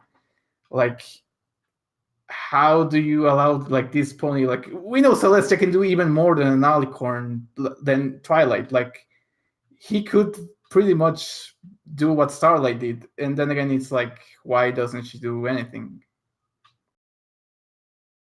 Yeah, looking at this, it's sort of in the situation of if any politician in our world made this kind of behavior, they'd either be fired or elected president. Oh, you mean like Donald That- Trump? That's a little too close. That's a little too close to the real world right now. Exactly. Okay. Social commentary, guys. But I'm sorry, Firo, just real quick. This would result in another hour-long discussion, but once we're done with all the episodes, I'd like to propose a talk about equestrian justice, which might actually tie into why Celestia is letting this play out the way she has. I think everyone That's a- here would be in on that discussion, unless Yeah, I'm wrong. Count me in. Ooh. That deserves a sit on its own. Will. That, Way was, ahead of you. that wasn't me. I think that was Master Code. That was me. him. Yeah, all I just said was, yeah, I'd be up for that. I did not. Ooh. Okay. Golden Fox, how you doing? That's literally the question. How are you? Hi. Hi. I'm good. Okay. Asking the real. That was the question. The only villains we have that are anymore are either racist like Naysay or are just aren't impressive anymore like Chrysalis. The Mean Six was basically, oh hey, Chrysalis is back. So why do we still care About Chrysalis. about the villains? Period. Quill, you're queued up already. Well, I mean, villains they are the opposition to the hero's ideals. They're the force that pushes against it and keeps things interesting. If every villain just rolls over and converts after one battle, then Twilight and Company become much less interesting because there's no pushback. And I suppose that's also why Naysay and Flim and Flam and Chrysalis are kind of fascinating because they dig in and actually push back harder. One thing that I found interesting, back at the end of Viva Las Pegasus, Applejack says, must have felt pretty nice to finally put your conniving and cheating skills to good use. Flam, in fact, we might think of it as a once-in-a-lifetime opportunity. Flim, emphasis on once. That was, while I know folks are frustrated by the presentation in this episode, that was the episode that kind of said, yeah, these characters are only ever going to be bad.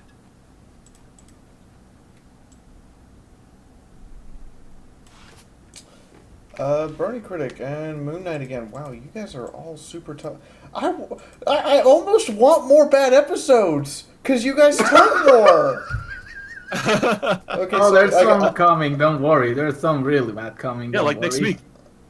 There's some really Oh, good coming as joy. well, though. there's some good ones coming too. I.e., everyone prepare yourselves for Kira and OCs. In the meantime, Bernie Critic and then Jasper and then Brony! Aerith dies! You can't be talking about that. You guys are about as subtle as foreshadowing as fucking Hasbro is. Burn. Okay, clear Could the you say floor. the question again? Why do we care about the villains anymore if they're just going to be one-dimensional like Naysay, or they're just going to be Chrysalis is back, but who cares because she's a failure? When I'm looking at it, I kind of noticed like Silvercrow put a very good idea for it. You know, fundamentally, the show is a slice of life. So it's sort of the everyday homework are the slice of life episodes. The villains were always intended to be the test, the end of semester exam or the final exam. And so the problem we're arising now is that because we've expanded beyond and becoming more adventure focused series kind of have to have consistent villains. And I think we were spoiled for a long time in that all of the villains that we got ended up, getting reformed fairly soon after, or, blowing up into a million tiny shards. And then we got a character, Starlight Glimmer, who was the first of the characters to, be presented with, we can make you a friend. And she literally gave them the proverbial middle finger and became the consistent season-long, bad guy. Obviously, she became a good guy, but, in that moment, we saw a new a new model for how the villains could work in this sort of more adventure style My Little Pony.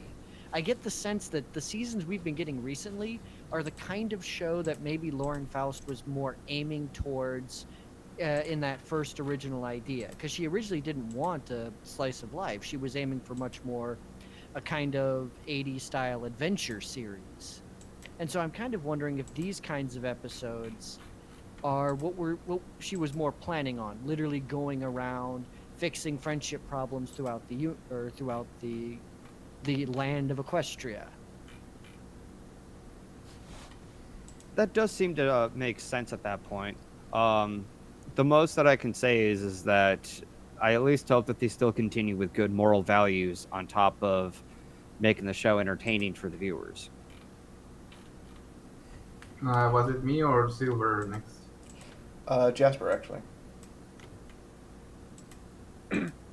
Well, part of what makes villains like Chrysalis exciting for me is because while most of the other villains by now are either locked up, reformed, or dead, she's still lurking about. And then it would be Moon Knight. Yeah, like I get it. Like getting these one-dimensional villains, like why should we even care anymore? It's like it's just this one villain that has been kind of one-dimensional this season.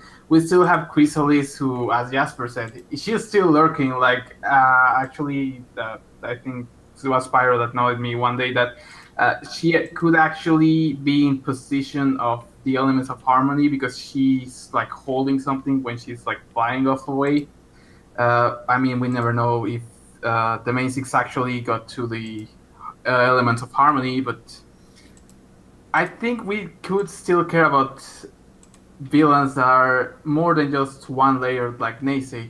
Like, yeah, maybe he's just okay racist, and he could come and go in this season. Like, who knows? But we've still got those villains that are there to be evil. We still have those villains that they would never be reformed or would rather die than be reformed, like Chrysalis, because, well, she just kind of flipped off Starlight. But it's like we can still care about villains. It's just that maybe they don't have the right idea of what a true villain is, and they could kind of be like mixing it with, he's bad because he's racist. Okay, what's more to that? It's like maybe they need something more like, I don't know if it's a good example, but like in Steven Universe, White Diamond, like she's evil not only because she's supposed to be evil. Like when you see her, it's like she literally can freak you out. She has all this power and all this war that came about and all of these things. It's just like, did you have fun with this game? Did you got it all out of your system? Good. And it's like she doesn't even give a crap about everything. And that's kind of a villain that could make you tremble in fear. Kind of like Chrysalis when she was introduced, because she was freaky. All right. Did anybody else want to weigh in on this question? I'll weigh in. You want to go Spy, or you can go Spy? Yeah, sure. So, I don't know about the other villains, but there is a distinct reason why people care for Chrysalis at the very least. It's because she's been there since season 2, and the way she's been built up, she has obviously been built up at the start as like a terrifying villain, and then when everybody got captured, when she comes out to Starlight like a xenomorph and she twists her head around, she's got that creepiness factor. But the bigger reason why people care for at least Chrysalis is, unlike any other villain, Chrysalis is in a distinctly unique position for her story to end, because every other villain, as everybody stated, they either reform or they die. You have an option. Are you good or are you going to be executed? And that's what happens to everybody else. But Chrysalis has constantly fought against that either outcome, yes or no. And what people are hoping, and what I'm hoping, is there is the third option for her. Like, you don't have to become a Skittle changeling. You can stay a black, menacing one, but you can still have friends. You can still be the rogue bad girl, but you can still be liked. Like, they are in a distinctly unique position to have that third ending rather than just, are you going to become a Skittle or are we going to have to kill you? Harsh. Will?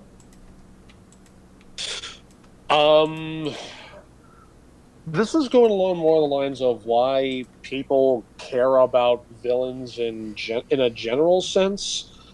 Like this may be a different standpoint from everybody else, but sometimes villains are just plain fun to watch, regardless. I don't know. Part of me, this might just be my my sometimes sick, twisted view of reality, but sometimes it's fun to watch people be the bad guy and kind of go against this, I'm trying to find the words for this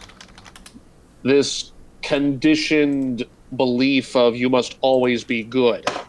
Sorry, accidentally dropped my watch.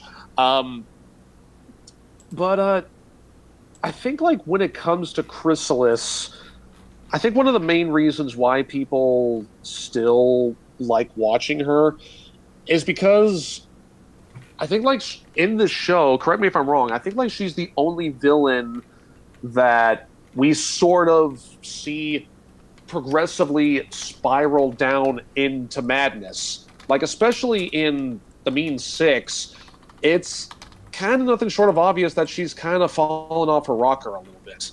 And for some people, that kind of may be fun to watch, just to see a plan that she thought was brilliant kind of blow up in her face.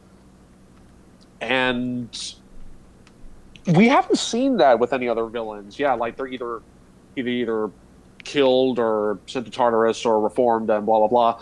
She's one of the few villains that had the luxury of sort of getting away. And we haven't seen that in the show, sans possibly Starlight Glimmer. But yeah, she's one of the few villains that the writers intentionally made. I mean, yeah, she was blown away at the end of a Cancel Out Wedding Part 2, but she was technically one of the few villains to actually get away with stuff. And I think that's what people are kind of drawn in towards. It's like, do you have something else up your sleeve that you're not telling us? You got away. What else are you gonna do? Yeah, you brought my you brought a comment I wanted to make in, and then you stole my thunder. She is totally 100% for the viewership. The she got away syndrome. She's not locked up. She's not reformed. She's still there, lurking. What's she gonna do? Ooh, but does she know Dewey? Really? Silver, I respect you, but no. Hey, pick up my 2017 called Need the Meme Back. I honestly think so two things have come up when doing research for a panel that I might be presenting at Ciderfest for the first time. Yay.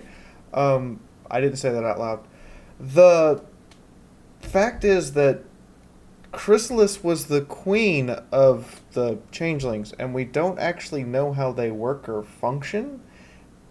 But generally speaking, if she's actually a bug with an exoskeleton and she's a queen, why doesn't she just go make a new hive?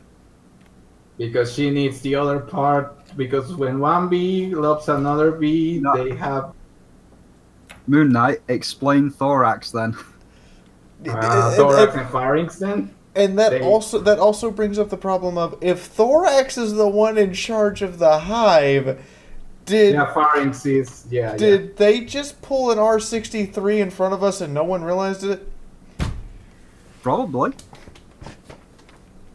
R63 being gender switching. The world may never know.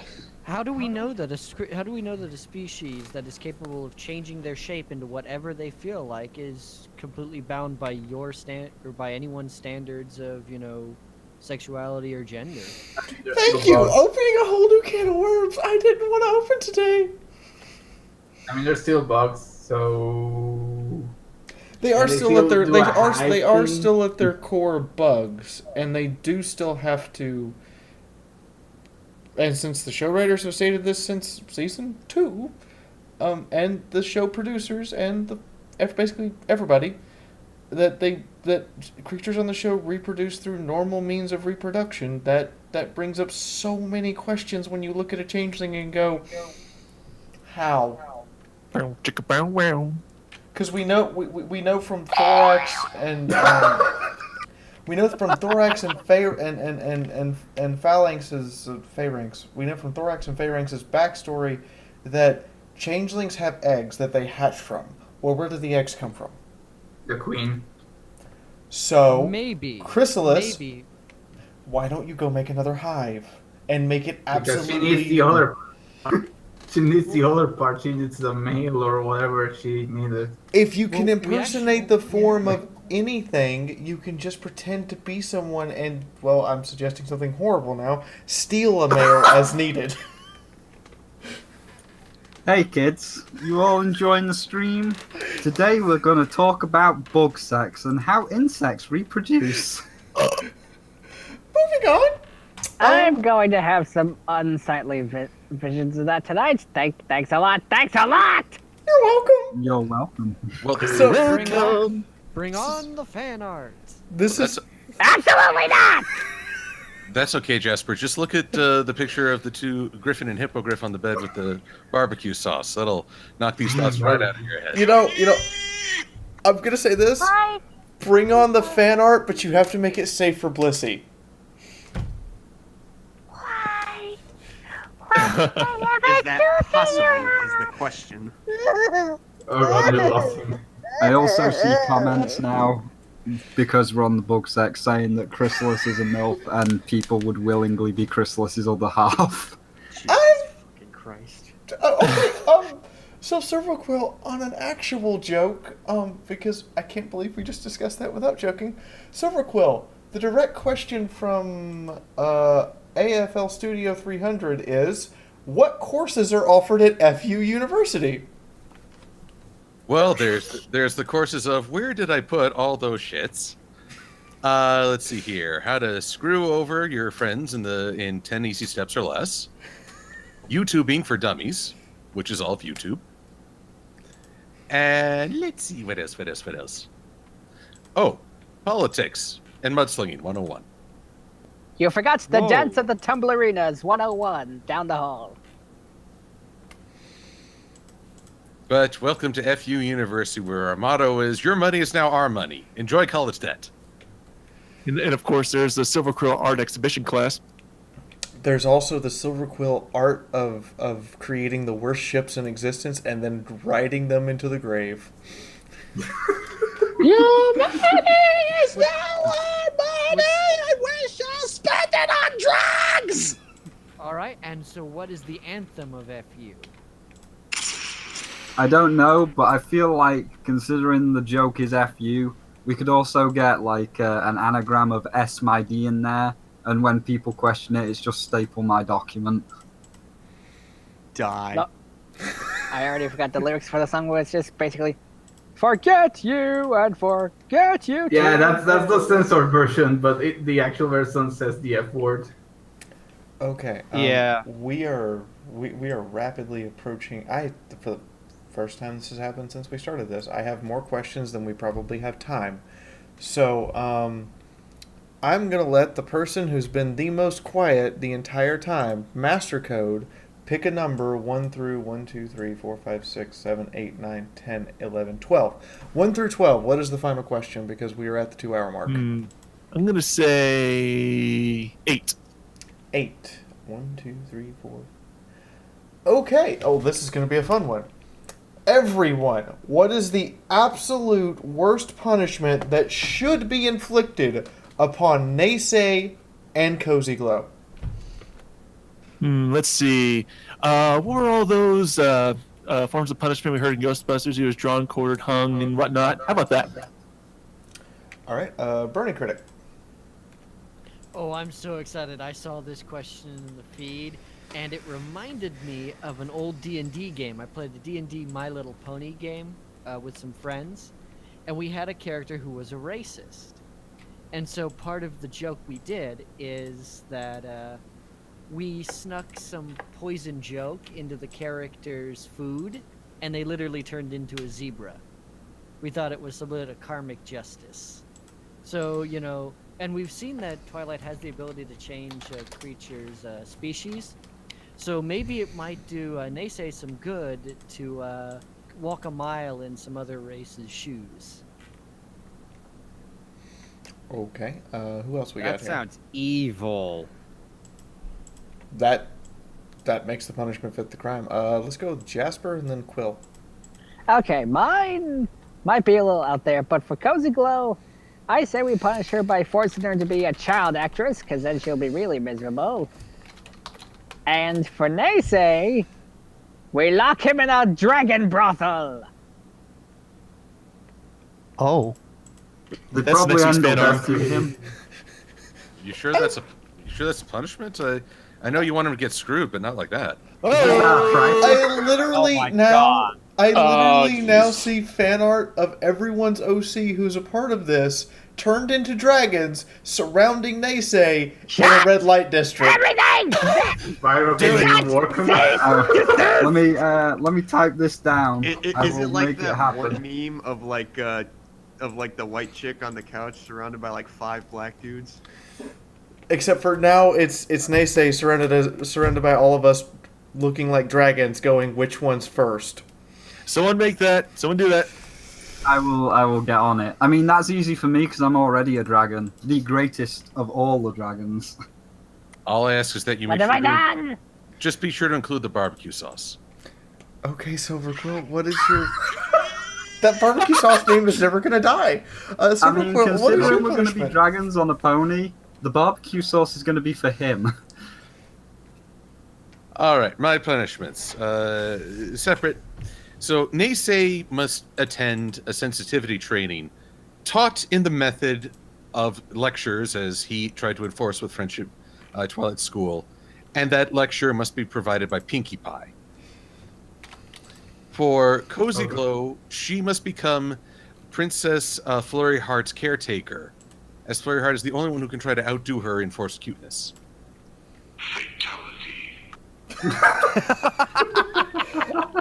No. Dusty!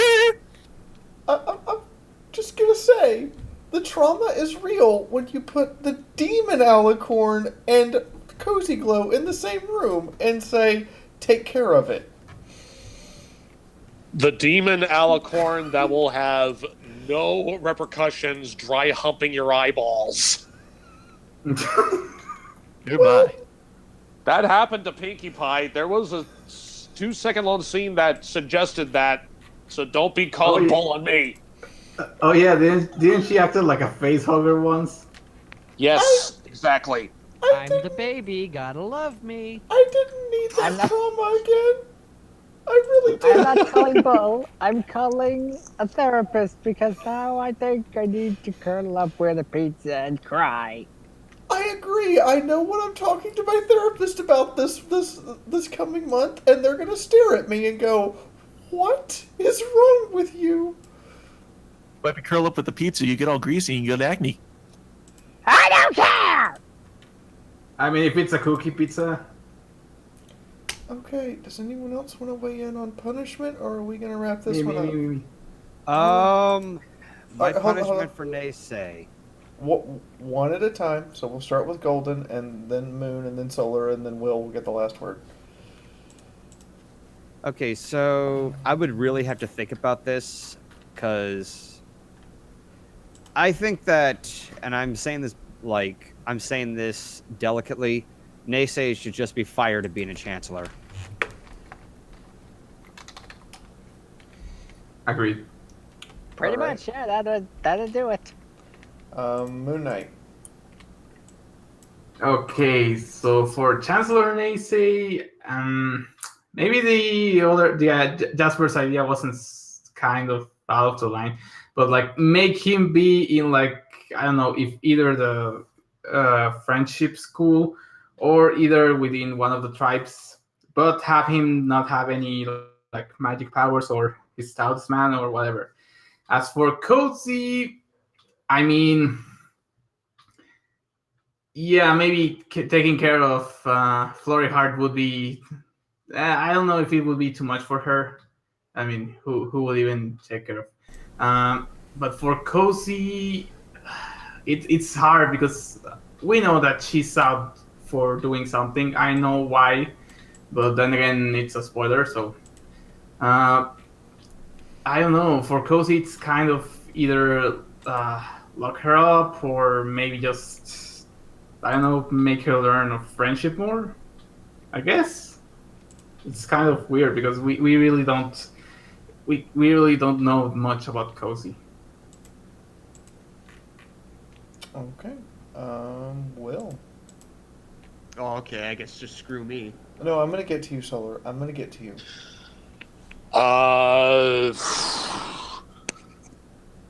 Honestly, I don't know if I can really think of anything to one up Brony Critics method. I was just going to simply suggest we send Chancellor Naysay to Yakistan. I mean, literally all their tradition is smashing. Oh my god. Okay, we said punishment. Thespio, that would be a dinner and a show. Who wants popcorn? We said punishment, not execution. Okay, fair enough. That would be for execution, but honestly, with what Brony Critic said, I can't top that. I honestly can't. You guys do realize that execution is a punishment, right? Moving on from the darkness of our soul. Go ahead, Solar. Quickly, okay. Family picture. Sunny day. All right, go ahead, Solar. You know, everybody had these very, very creative ideas for how they should, punish these two characters, and everybody missed the really obvious one. Just lock them in a room with Silverquill and endless puns. Oh god. Why didn't I think of that? Barbecue Dang sauce. it. That works too. Don't forget the barbecue sauce. So I am the embodiment of cruel and unusual punishment. Oh. We walked into that one. I'm actually going to go with an audience suggestion, and that is to lock Naysay in the reflection pool with all of the Pinkie Pies. Oh my Wait, god. does that mean that he also gets copied? Not if he doesn't come back out. That's true. Just lock him in the Equestria Girls universe. So I just want everybody to think about that. You're locked in a room with 202, and yes, I actually counted them, Pinkie Pies. I know about y'all, but I'm game. I'm imagining that one scene from like the riot of King's Landing in Game of Thrones, where that one religious leader literally gets torn apart by the crowd. So, ladies and gentlemen, we are at the end of our broadcast. We are actually over the maximum amount that we ever intended to go, which was 2 hours. Congratulations, Thespio. I think it's your fault, and we would gladly welcome you anytime you want to come in. Again, sorry, not sorry. I don't Don't know. be sorry. This was actually, I think this was actually a pretty amazing discussion. So I would like to thank everyone who's not here. That would be all of Harmony Dancer and Shoujo and Lightning Bliss and Katie. They are actually scheduled to be regulars on our show. They are not here, but you will find their content in the description below, as well as the content of all of these jokers. I will let them outro themselves.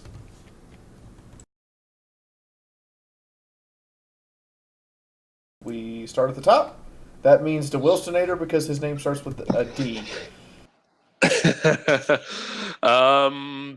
Yeah, this was fun to be on. I hope to continue to be on as regularly as I can, and I'm glad I could add to the discussion, I guess.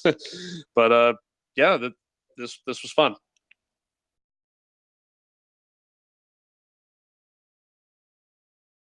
Goldie. Golden. Golden Fox. Goldie, you there? He got too traumatized. I guess I'll have to outro Goldie. Hey, so everyone, Golden Fox, you'll find him in the description below, along with everyone who's been mentioned, and who's going to mention themselves. But Golden Fox, grandfather of this insane analyst craziness, hopefully you'll come check out his shenaniganry. In the meantime, Jasper would like to say something. Next week, remind me to bring a staple gun for my mouth. Especially if I gotta be around these jokers every other week.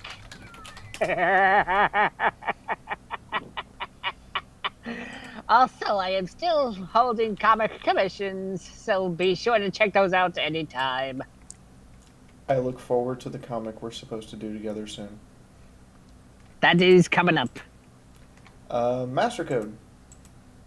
Yes. First off, I would say, once again, Will, how dare you give us interesting and engaging discussions? I mean, what's your problem? You're like one of the most evil and diabolical people I've ever met. But anyway, thank you all for enjoying the podcast. Be sure to subscribe to me, the Ace Analyst, on YouTube. Enjoy my content, reviews, and whatnot. This is Master Code, and until next time, guys, MC out! I just want to say to defend myself, it's like I used to be a professor at Rutgers University or something. Moon Knight. Okay, so I hope you guys enjoyed this podcast. It was a little bit longer than maybe we expected, but you can't deny that it was interesting and we had some fun moments. Well, be sure to check my channel and everyone's channel because we've all got some nice content around. And well, as a reminder, don't forget to bring the barbecue sauce next week, or the soy sauce, whichever you prefer. Oh boy, now I suddenly have this horrible image of the barbecue sauce replaced with soy sauce, and Silver Quill, who's up next, as Akiran. Silver Quill. Well, I'm Silver Quill, and I'll see you all in your dreams tonight with a bottle of barbecue sauce, or soy sauce, or, dare I say, mystery sauce. Well, if you hear me screaming and crying tonight, then that's why. Solar, please save us. Did I get my turn skipped because I was on the phone with Keyframe? No, it's your turn. Yeah, just let him go. Oh, okay, go ahead. All right. So until next time, I'm Golden Fox, and be sure to stick around on my Twitch tomorrow because I'm going to be doing a 500 subscriber milestone from my stream channel, Mega Man X. So, get you there. Okay. That was Goldie, right? I'm sorry, I'm a little out of it now. Solar. Next person, Solar. I'll go last.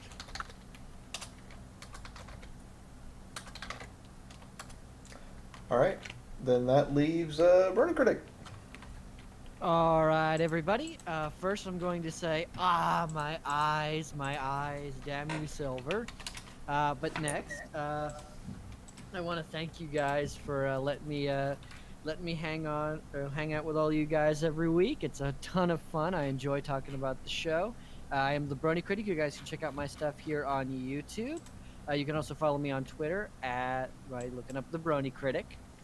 I do a lot of fandom reviews. I've got quite a few things in the work for the next couple of months, and I should also have my panels out from TruckCon out fairly soon. I've just had a little bit of problems with the editing software, but it should be hopefully solved fairly soon. I'm glad. I hope to see you all around, and be sure to check out all of my stuff as well as everything else these guys make, because every fandom needs a critic. Okay, and oh wait, I haven't done myself. I feel silly now. Hi everyone, I'm Fiora. My next stream is actually tomorrow. We're not doing a midnight stream tonight because I'm still in recovery mode from CMPC. So I will be streaming tomorrow for my 40k fans, and then next week we have Ark, Fallout Equestria, and Monster Hunter World to look forward to, as well as apparently my video editor for my next pony analyst has just informed me that they've already got the audio done. So, yay! I guess that's going to be really soon. In the meantime, that's everything. We will see you guys next week for The End in Friendship, Season 8, Episode 17. Oh god, no. You know, I'm waiting for the good episodes to start kicking back in, like The Road to Friendship or you know, anything, but it's Road to Friendship is after this one. If it's after it's like season 5 all over again, where we hate episodes 15 through 20, and then suddenly it's like, oh, look, everything's awesome again. Quality. Based on the reactions from everybody, I'm excited. I'm glad to be a part of this enterprise. I like this idea. I'm glad to be a part of it. Anyway, I want to die. I will see all you analysts next Saturday night at 6:30 for the episode viewing, and we'll see you guys at 7 Eastern Standard Time for the actual discussion. See you all next time. I'll try and Peace out, y'all. Live long and propane. I'll try and bring that dragon picture to give them all nightmares again. I'm sorry, Jasper. Every time you say live long and propane, I just have this image of you walking up and knocking on someone's house and going, I'm a propane salesman and I sell propane accessories. And then you open your suitcase and it's full of BDSM gear. God. Okay, then you're happy and then the previous. Why? Thank you, Bobby. Good night. Sleep tight. Avoid silver quills tonight. I always knew propane was a gas, but really.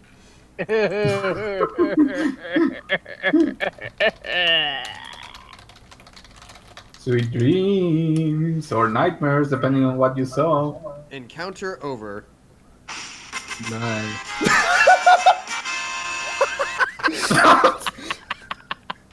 Yes, woo! Good night, everybody. I love you.